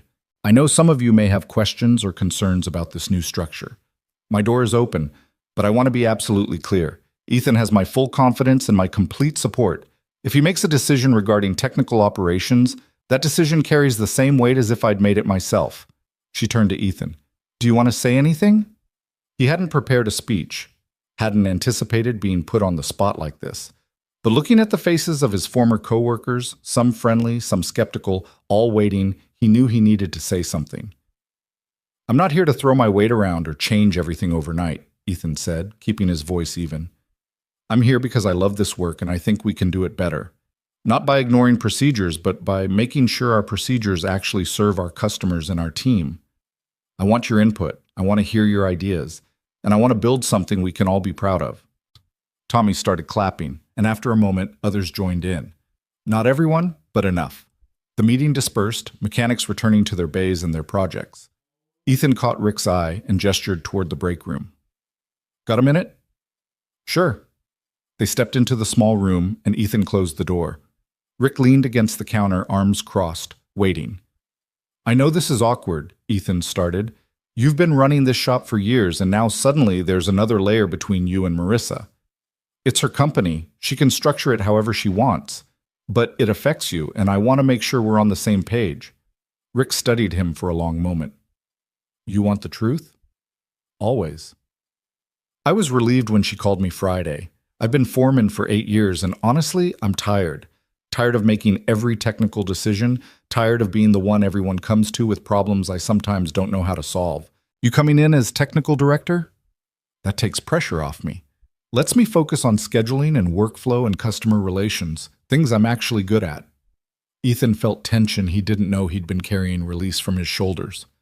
I wasn't sure how you'd feel about this. I'm 56 years old, Cole. I'm not looking to climb any higher. I just want to do good work and go home to my wife without a migraine. If you can help make that happen, I'm on your side. They shook hands, and Ethan felt something settle into place. The rest of the morning was a blur of administrative tasks, setting up his computer, reviewing current diagnostic protocols, meeting with Davis about supply chains and parts ordering.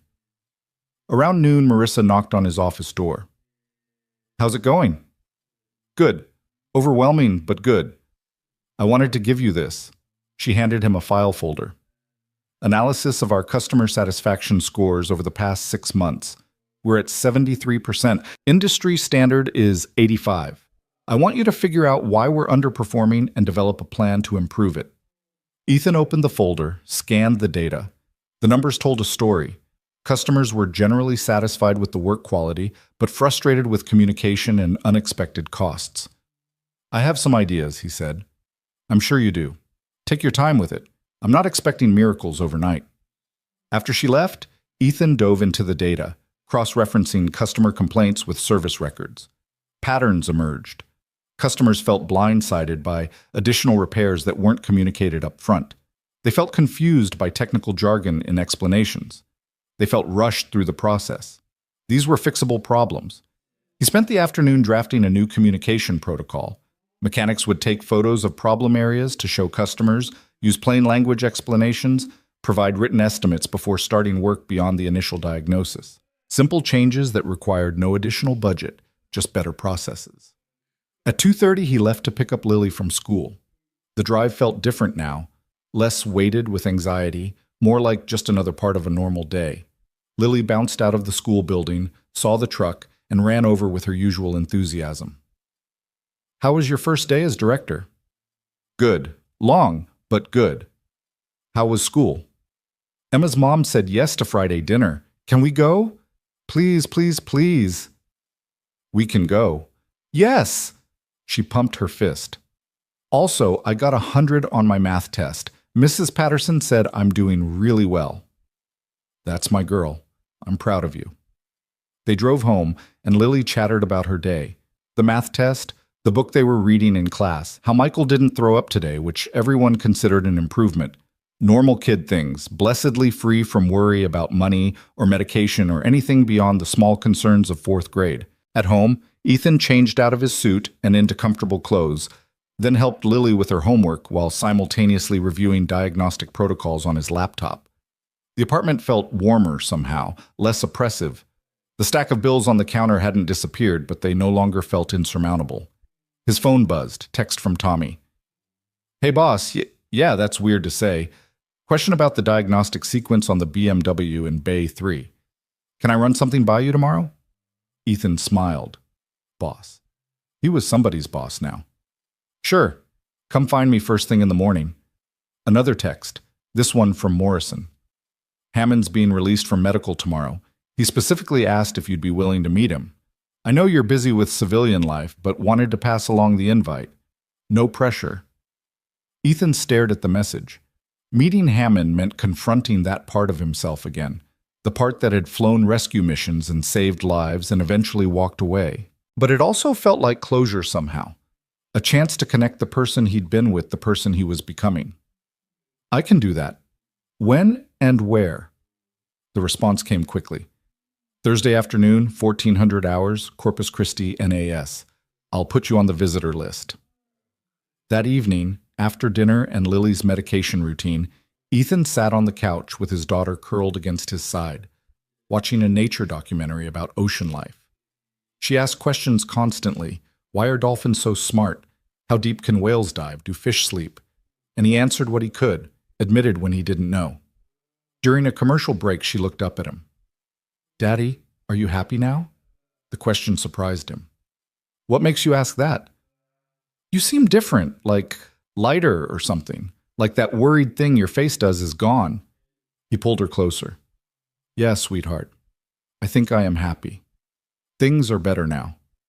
"Because of the new job?" "Because a lot of things, but mostly because I have you." She made a gagging sound. "That's so cheesy."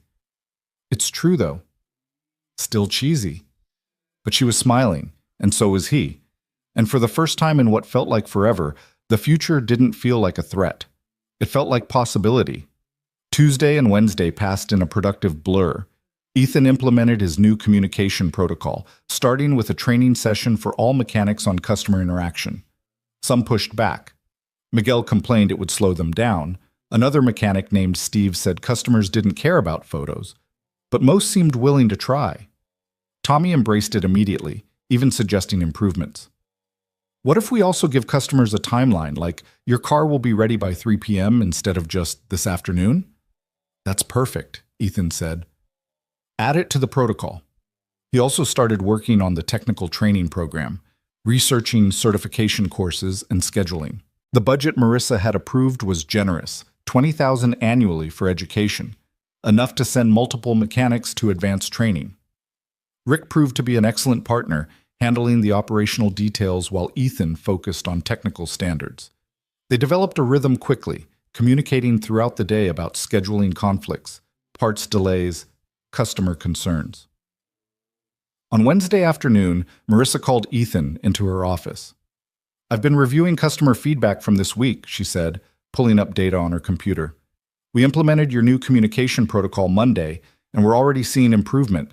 Satisfaction scores are up 7 points. In 3 days? In 3 days.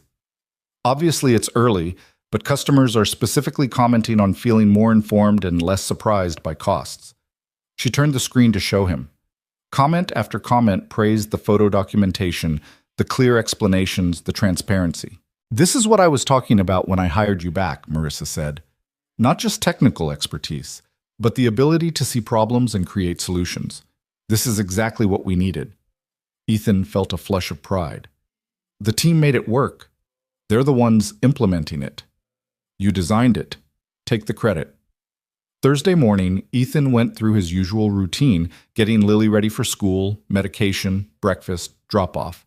But instead of heading to the office after, he pointed the truck south toward Corpus Christi. The drive took 90 minutes. He'd called Marissa the day before to explain he needed the afternoon off, and she'd approved it immediately. "Take whatever time you need. This is important." Corpus Christi Naval Air Station looked exactly as he remembered. Gates, guard stations, buildings painted in military gray and white. He showed his ID at the gate, explained he was on the visitor list, and was waved through with directions to Building 447. Morrison met him in the lobby, extending a hand. "Cole, good to see you again. Hammond's in the conference room. He's nervous, by the way. Really wants to thank you properly." "He doesn't need to thank me." "Try telling him that." They walked down a corridor lined with photos of aircraft and squadron patches. Ethan recognized some of them, units he'd trained with, missions he'd supported. It was like walking through his own history. The conference room was small, fluorescent lit, with a table and several chairs. A young man in civilian clothes stood when they entered, mid-20s, tall, with short dark hair, and the kind of earnest expression that suggested he was taking this very seriously. "Mr. Cole," he said, extending his hand. "Lieutenant Jeffrey Hammond. I can't thank you enough for what you did." "Ethan, please, and you don't need to thank me. I just looked at some data. You saved my life. I was in that raft for 3 hours, watching the storm get worse, wondering if anyone would find me in time. And then the helicopter showed up exactly where you said I'd be." Hammond's voice cracked slightly. "My mom called me yesterday, told me she'd seen the video online. She wanted me to tell you that she's grateful, that our whole family is grateful." Ethan felt his throat tighten. "I'm just glad you're okay." They sat, and Hammond told the story from his perspective. The engine failure, the ejection, the terrifying hours in the raft. Morrison added details about the rescue operation, how the search pattern had been redirected based on Ethan's analysis, how close they'd cut it before weather conditions deteriorated. "The rescue swimmer said if we'd been 15 minutes later, the swells would have been too high for safe extraction," Hammond said. 15 minutes. That's how close it was. "But you made it," Ethan said. "That's what matters." "Because of you. Because you remember details from missions you flew years ago and trusted your instincts." Hammond leaned forward. "Morrison told me you left the Navy to take care of your daughter, that you've been working as a mechanic. But what you did last week, that's who you really are. A pilot. A rescue specialist." "I'm a father," Ethan corrected gently. "That's who I really am. The other stuff is just what I used to do." Hammond nodded, seeming to understand. Well, for what it's worth, this father saved my life, and I won't forget it. They talked for another hour, swapping stories about flying and military life. Morrison shared updates about the squadron, people Ethan had known, changes in procedures and equipment. It felt good, Ethan realized. Not like he wanted to go back, but like he could finally make peace with that chapter of his life. As he was leaving, Morrison walked him out to the parking lot. You know, the offer still stands. If you ever wanted to come back, even in a training or consultant capacity, we'd find a place for you. I appreciate that, but I'm good where I am. Fair enough. But Cole, you should know, what you did last week reminded a lot of people why they joined up in the first place. To help people. To be part of something bigger. You might be working in a garage now, but you're still doing that. Still helping. Still making a difference. They shook hands, and Ethan drove back to his regular life, feeling like something had been settled. The past and present were no longer at war with each other. They could coexist. He could be both people. The pilot who'd saved lives, and the father building a better future for his daughter. Friday arrived with the kind of anticipation that came from knowing the week had gone well and the weekend held simple pleasures.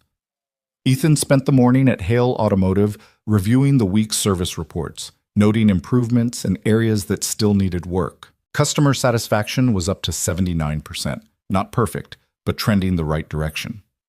At lunch, Marissa invited him to her office. I wanted to check in. How are you feeling about the first week? Good, really good. The team's responding well to the changes. I've noticed, and I've gotten calls from 3 customers this week specifically praising how they were treated. That hasn't happened in months. She paused. I also wanted to tell you something. I've been thinking a lot about what you said when you came back, about how I fired you to protect my ego, not to serve the company. You were right, and I've decided to make some changes. What kind of changes? I'm implementing a new feedback system. Monthly anonymous surveys where employees can rate management, suggest improvements, voice concerns, and I'm committing to quarterly reviews of our policies to make sure they're actually serving our goals, not just making me feel in control. Ethan was genuinely impressed. That's a big step. It's necessary. I don't want to be the kind of leader who has to fire and rehire someone to learn basic management principles. She smiled slightly. I'm also considering therapy. Apparently, I have some control issues to work through. We all have issues to work through. True, but mine were affecting good people's livelihoods. That's not okay. She stood, extended her hand. Thank you, Ethan, for giving me another chance, for helping me be better. They shook hands, and Ethan headed back to his office, feeling like maybe they were building something real here, something sustainable. That evening, Ethan and Lily went to Emma's house for dinner. Emma's mother, Patricia, was warm and welcoming, and her husband, Mark, turned out to be a high school history teacher with a dad joke repertoire that made both girls groan dramatically. Over spaghetti and salad, the adults talked while Lily and Emma disappeared into Emma's room to play. Patricia asked about the viral video. Everyone asked about the viral video, but she was tactful about it, not prying, just genuinely curious. It must have been strange, she said, having your past become so public so suddenly. It was, Ethan admitted, but it also led to some good changes. New job, better situation for Lily. Sometimes disruption leads to improvement. That's a healthy way to look at it, Mark said. My grandmother used to say that when one door closes, another opens, but the hallway between them can be hell. Patricia swatted his arm. Language. The kids aren't in the room. They laughed, and Ethan felt the warmth of normal social interaction, of friendship forming naturally without the weight of desperation or crisis. These were people who knew his daughter, who cared about her happiness, who were inviting him into their circle simply because they wanted to. After dinner, while the girls played board games, Ethan helped Patricia with dishes.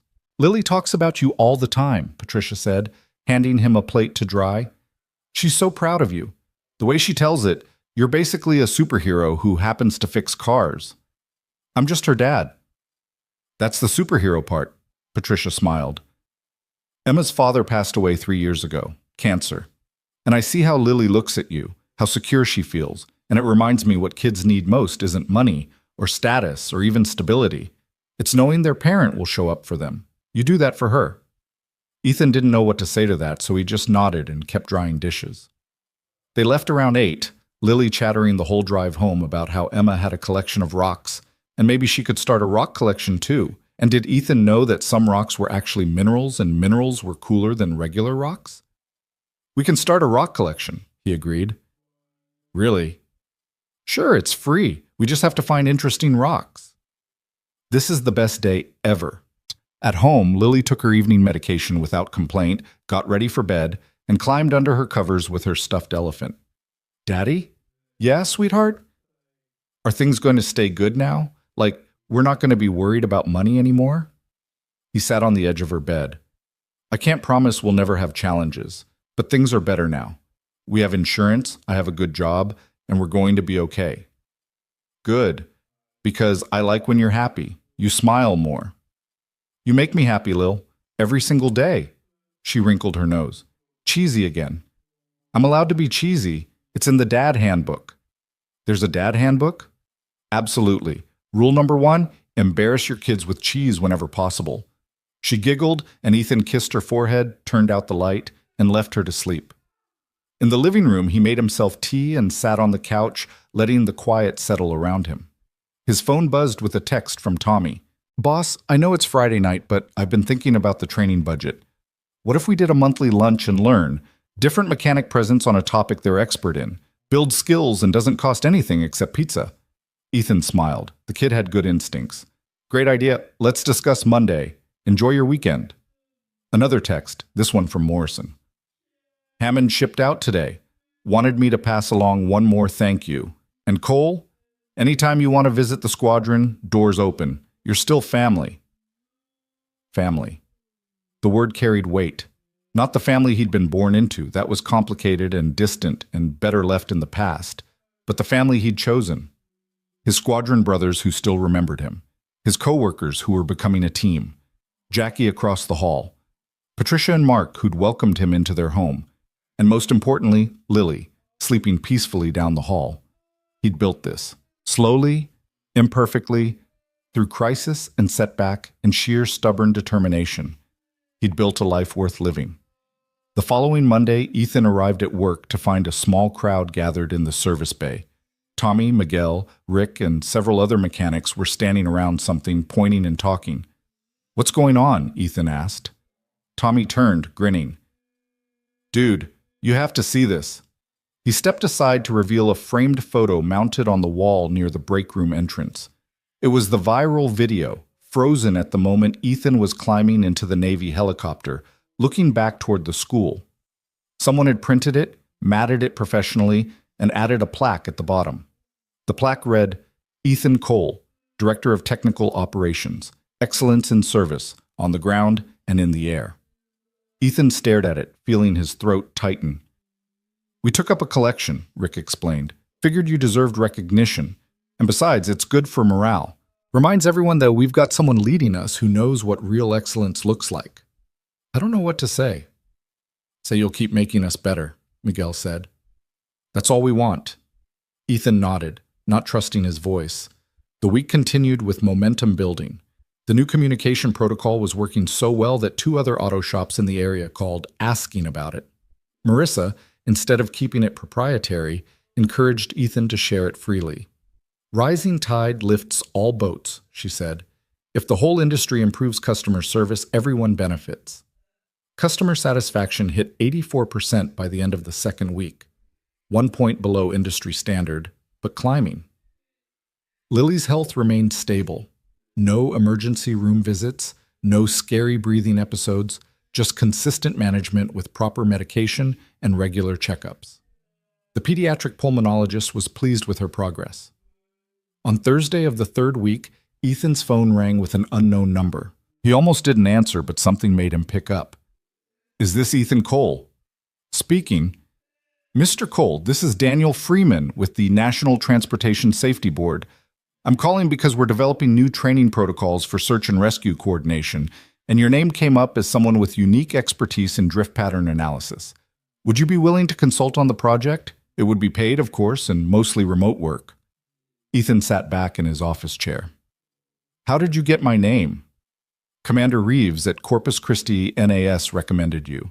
Said you have instincts for ocean rescue that we'd be foolish not to tap into. It would be easy to say no. He had a full-time job, a daughter, responsibilities. But this was a chance to help develop systems that could save lives beyond just Hammond's, to take what he knew and make it matter on a larger scale. I'd be interested, Ethan said. Let me hear more about what you need. They talked for 30 minutes.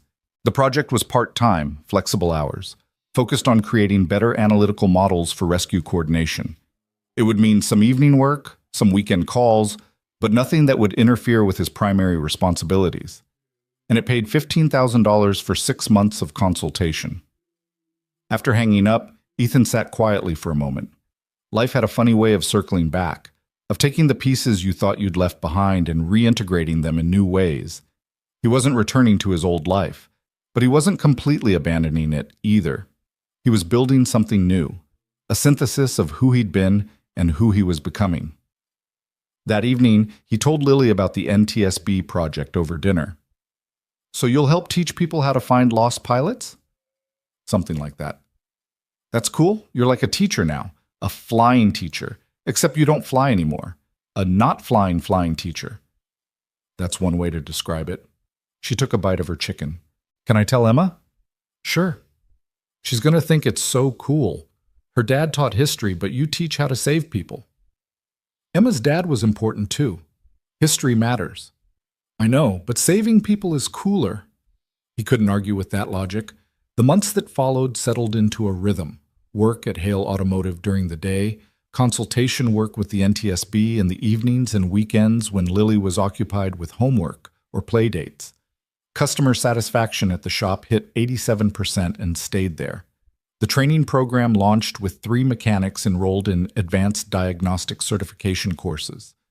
The monthly lunch and learn that Tommy had suggested became a highlight, with mechanics taking turns presenting on everything from hybrid systems to customer psychology. Marissa implemented her feedback system, and the first anonymous survey came back mostly positive with some constructive criticism that she actually took to heart. She started holding quarterly town halls where employees could ask questions directly, and while they were sometimes awkward, they were also genuine. The shop culture shifted. People smiled more, took pride in their work, recommended the company to friends looking for employment. In November, 6 months after the viral video, a local business magazine ran a feature article titled, "How One Mechanic Changed Everything: The Transformation of Hale Automotive Solutions." The article detailed the company's turnaround, crediting both Marissa's willingness to change and Ethan's technical leadership. It included interviews with customers praising the new transparency, with mechanics talking about feeling valued, with industry analysts noting the rare example of a company that actually learned from its mistakes. Ethan read it once, then filed it away. He didn't need external validation. The work was its own reward. On a Friday evening in early December, Ethan got a call from Chief Webb. "Cole, I need a favor." "Name it." "We've got a young pilot struggling with search and rescue training. Kid's got the technical skills but can't seem to develop the instincts. I was wondering if you'd be willing to talk to him, maybe share some of your experience." "I'm not in the Navy anymore, Chief." "I know, but you remember what it was like to be where he is, and sometimes hearing from someone who's been there makes all the difference." Ethan thought about Hammond, about the rescue that had changed everything, about how one conversation, one moment of connection could alter someone's entire trajectory.